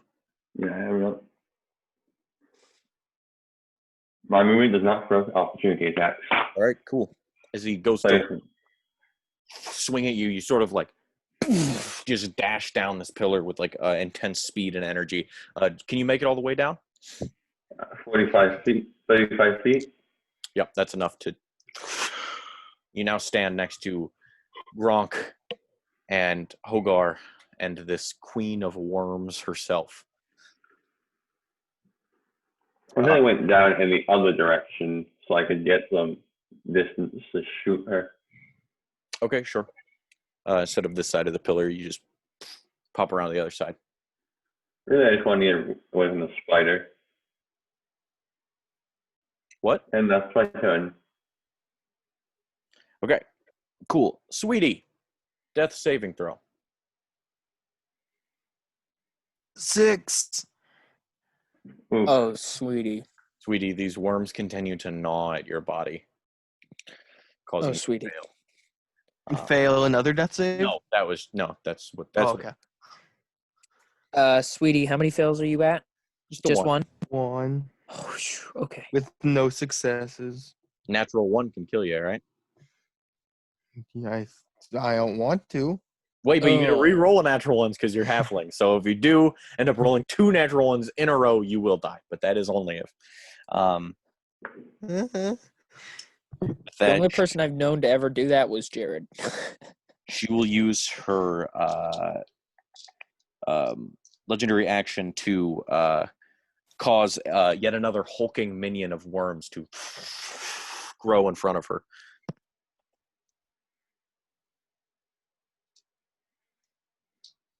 And with that, it is now Gronk's turn. Would you say I'm able to see Sweetie? Yes. Okay, I didn't know if with all the worms and whatnot. You can technically see the worms stabbing inside of him. Okay, cool. How far away from him am I? About 20 feet, maybe. 15. The rules are very loose right now with no battle map. Okay, wonderful. So I'm going to strike this nerd with my Warhammer, but then I'm going to cast Healing Word on Sweetie. All right. What is the healing? What exactly is the word that heals? Come on, don't give up on me now, you stupid bastard. And I'm going to hit her and do that. All right. You can certainly try. So Sweetie gets 8 hit points back. That's the max. So you're welcome. Sweetie, you wake up and you kick upwards and you just spit out these worms. And then this thought does okay. How about another dirty 20? Does that hit? Yes, it does. Sweet. And then she'll take 7 points of magical bludgeoning damage. 7 points of magical bludgeoning damage. All right. You smack her upside the head, and it knocks her hood down for a moment, revealing the swarming mass that is behind her, and she flips it back up.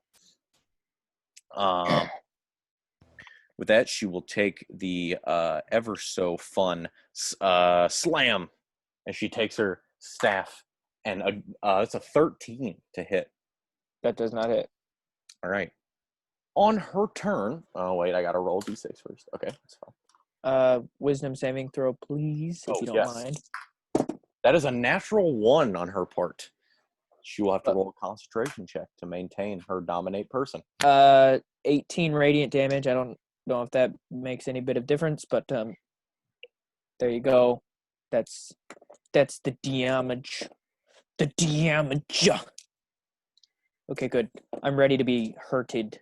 She goes to control Roku. When Roku, you shake it off and look around, having been controlled, but no longer. She now uses her turn just to cast the point. Yes. She looks down at her feet and sort of carves a circle around her. This black energy radiates, and I need every person to make a Constitution saving throw. Uh-oh. Awesome. Everyone. Yes. I'm going to use my last and final luck point because I rolled a natural I 1. rolled well. Is it because of her? Yes. I get to add D6 because Slayer's Prey. Oh, I'm so fucked. I got a Is this- 20. Okay. Is this have something to do with frightening or poison? No. Damn. I get advantage on Holgar, what'd this. you get? 30-20. Okay. Roku, you got a dirty 22. Yep. Gronk 8. and Sweetie. You said Constitution? Yes. That is 9. Sorry, what was that? 9. 9. Okay, so Gronk and Sweetie will take 23 points of necrotic damage. And Hogar and Roku will take 12 points of necrotic damage. Sweetie, you sit up and just get knocked back over by this wave of energy. And I I'm down to 0, but I have relentless endurance, so I'm back up to 1. All right. Your skin starts getting like pushed off of your body with this necrotic energy, but after the wave passes, you just stand firmly once more, being a strong half-orc. All right. It is now Roku's turn. Would you classify this as a humanoid, beast, or monster? No. No? A monster? Is that just like a type of... Yeah, creature. I want to see if I can use dominate monster here. Oh, yes. Then you'd be... Yes. Okay. Yeah. You're good. Okay, give me a wisdom saving throw. All right. Wouldn't this be the fucking... Oh, my God. Wisdom? Yep. 13. Nope. Ain't that a bitch? How the turntables have turned. How the turntables have turned, my friend. All And right. that's exactly what I say. How do you you say the turntables have turned?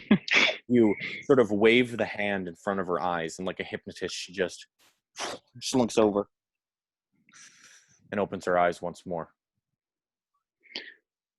What command do you issue to her? Release us from this place and release that poor girl. Okay. And on her turn, she will do what she thinks that is the best to everybody.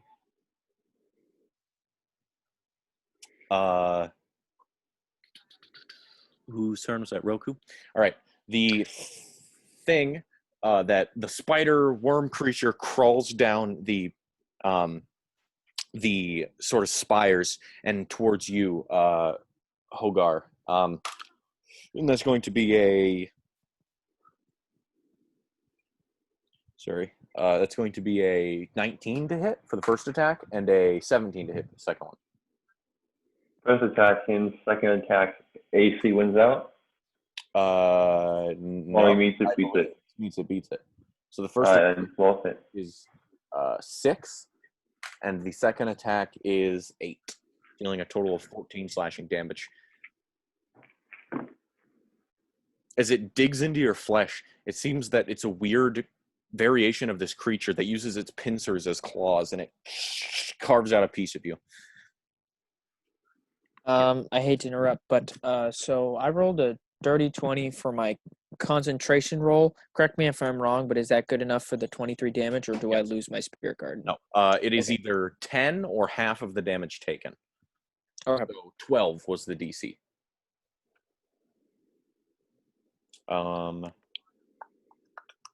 And that's its turn. And then the hulking creature looks towards you, Roku, and looks towards its master. And it runs towards you, and it will take its 2 attacks. The first one being a 23. Yep. The second being a 19 plus 9, 28. Yep. All right, you'll have to roll Constitution checks or Constitution saving throws after this.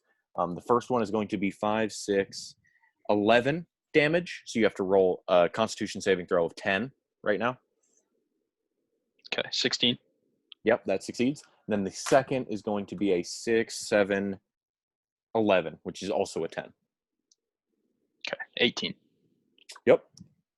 So and what was that total damage? Shit.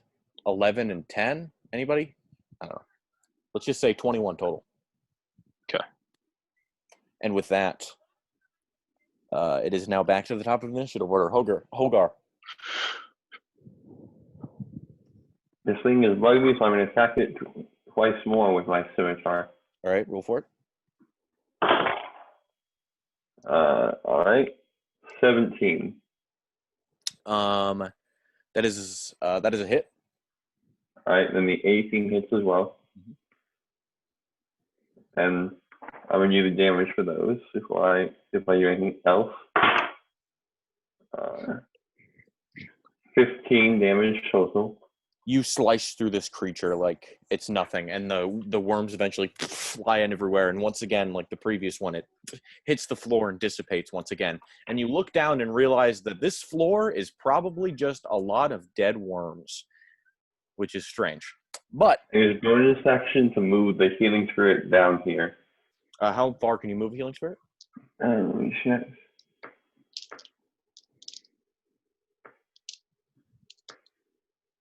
Oh, wait, no, I can't have healing spirit up because I'm concentrating on Zephyr's strike. Never mind. Sweetie, it's your turn.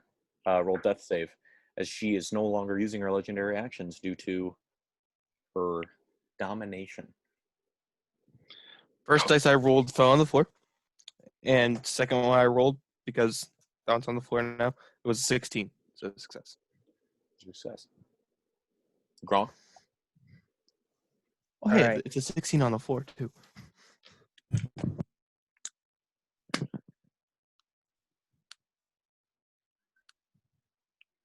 I'm gonna rush over to Sweetie. Mhm. Touch him and cast the cantrip Spare the Dying. Okay.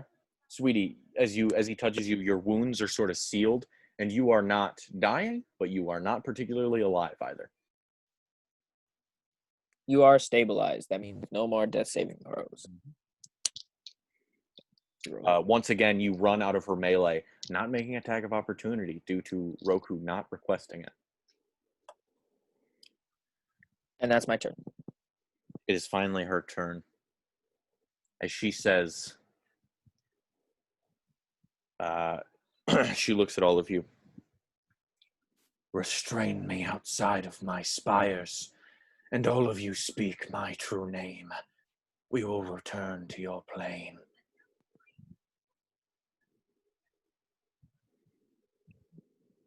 Restrain me outside of your spires. Or outside of her spires. So there are 4 spires and gotta move her out of that. Mhm. Okay. Can I command her to do so? It is your turn. You can use your action to specifically control her every movement. I would like to command her to move outside of the spires.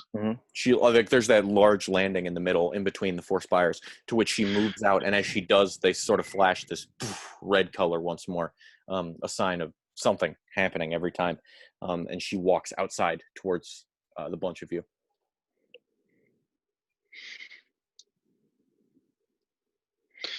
Is that all I can do on this turn? Yes. Okay. But there is still that monster worm next to you, or behind Get you. him off me so it doesn't fucking break my concentration. It's now his turn, as the first swing is going to be a 14. Nope. And the second is a dirty 20. That does hit. Do you have Shield of Faith? Oh, no, It's concentration. all right. That is going to be 14 points of bludgeoning damage. That's a DC 10 Constitution saving throw. I rolled a fucking 10. That is perfect. As you just keep getting smashed in the back of the head, and you're like maintaining as you like force her to move against her will towards and outside. It is now Holgar's turn. I don't have anything around me, right? Nope. After hearing her say that, I'm going to grab my rope and try and tie this big lady up. You run over. String her. You awkwardly fumble with rope. I need you to make a survival check.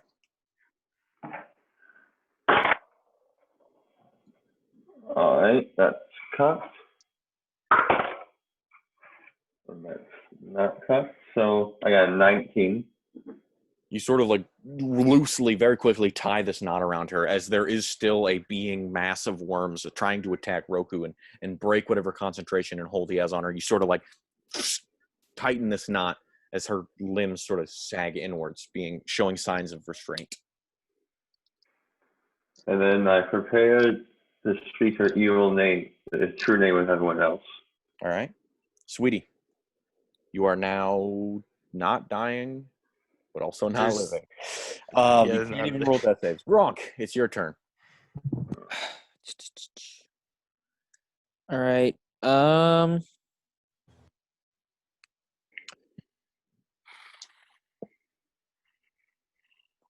Can I get up? I want to move away from Sweetie now that he's stabilized, and go over to Roku. He's being attacked in the back by that hulking monster of worms. Yeah, and I want to move my spiritual weapon, which I haven't moved in several turns, so it's still over Float. by where it was. I don't know if I can move it over to where they are. No, when you sent it at her, she was still floating in the air, and you guys are now on the ground. Yeah, so I'd like to move it the 20 feet closer to us, and then I'd like to use my adamantine warhammer to strike this mass that is attacking Roku, but also just have my presence, my aura, my spirit guardian's aura around him, so he'll have to do a wisdom saving throw. Okay. Wait, on his turn, of course. Yeah. But, Roll that attack. so that's a 17 to hit. That hits. Hot sauce. I don't know why I said hot sauce. That was really weird. You give the But hammer that's- a flip, this new gleaming green hammer, and you just give him a smack upside the head. And that's 12 magical bludgeoning damage. Which does not kill him, but it does bash away this large amount of worms. It is now her turn as she sits there motionless. Roku, it is now your turn.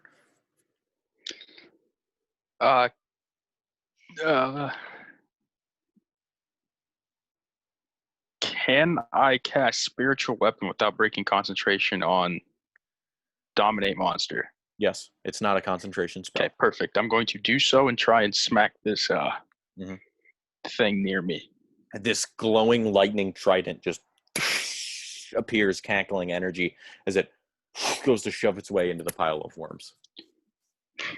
With a natural 1. Oh, right into the ground. That's your bonus action. Do you wish to do anything as your action? Can I command her to dispel the monster? You can certainly try. What would you like to say to her? Going to get rid of your beast. Fine. She lifts up her hand and, like, besides being taut at the rope, she sort of lifts him up and just, and as if he was just hit by a large blast of energy, he just scatters in every direction, hitting the floor, all these worms that then settle into the ground. And with that, he is now dead. Hogar, back to you. Oh, sorry, Roku, you're gonna do something else? I did not. When I cast it, I'm suffering from first level exhaustion, but I did succeed the not being Your soul You ripped know, out. That's yeah. good. That's good. And with that's that, all. Hogar. Like everyone, say her true name, and I'm going to use my action to hold my action to say Zeus from Nuke when everyone else does the same. So y'all say it together. All right, sweetie. You sit there motionless. Gronk. Right. Does she look like actually restrained? Like it's a rope around a worm person? You don't know. Okay. Well, am I technically restraining her with dominate monster? Basically, yeah. She is whatever you want her to be. So I'm gonna lean over to Sweetie. This is my last. No, actually, I have 2 more. I'm gonna cast Healing Word on Sweetie as a bonus action. Level 1, and he'll sweetie, you sit back up after having been unconscious most of the fight. 7 hit points, and then I'll hold my action to say Zuzuronuth with Hogar. All right, Roku. I am going to start to approach her, Mhm. and I'm going to say, Zeus renew when everybody gets around her, I suppose. All right, Hogar, back to you. Do you just continue doing the same thing? Yes. Sweetie, you are now standing up and you see all of them sort of moving towards this creature who's motionless, and they're chanting. They seem to be readying her name. So we're just gonna say it together. Oh, Yeah. okay. 1, 2, 3. News row news. That was awful. Another bright flash of white destroys your vision for a moment, despite being a terribly unenthusiastic way of doing things. You now remain. You wake up as you're now laying on the floor of the ship. And as you glance around, there still lies the Queen of Worms sitting there, controlled by Roku. But you are all now awake and conscious on the ship. And as you stand up, you see the black tiefling man is standing there staring at all of you guys, and then back at the demon creature, and he goes, "What in the hell?" And that's where we will pick up next week.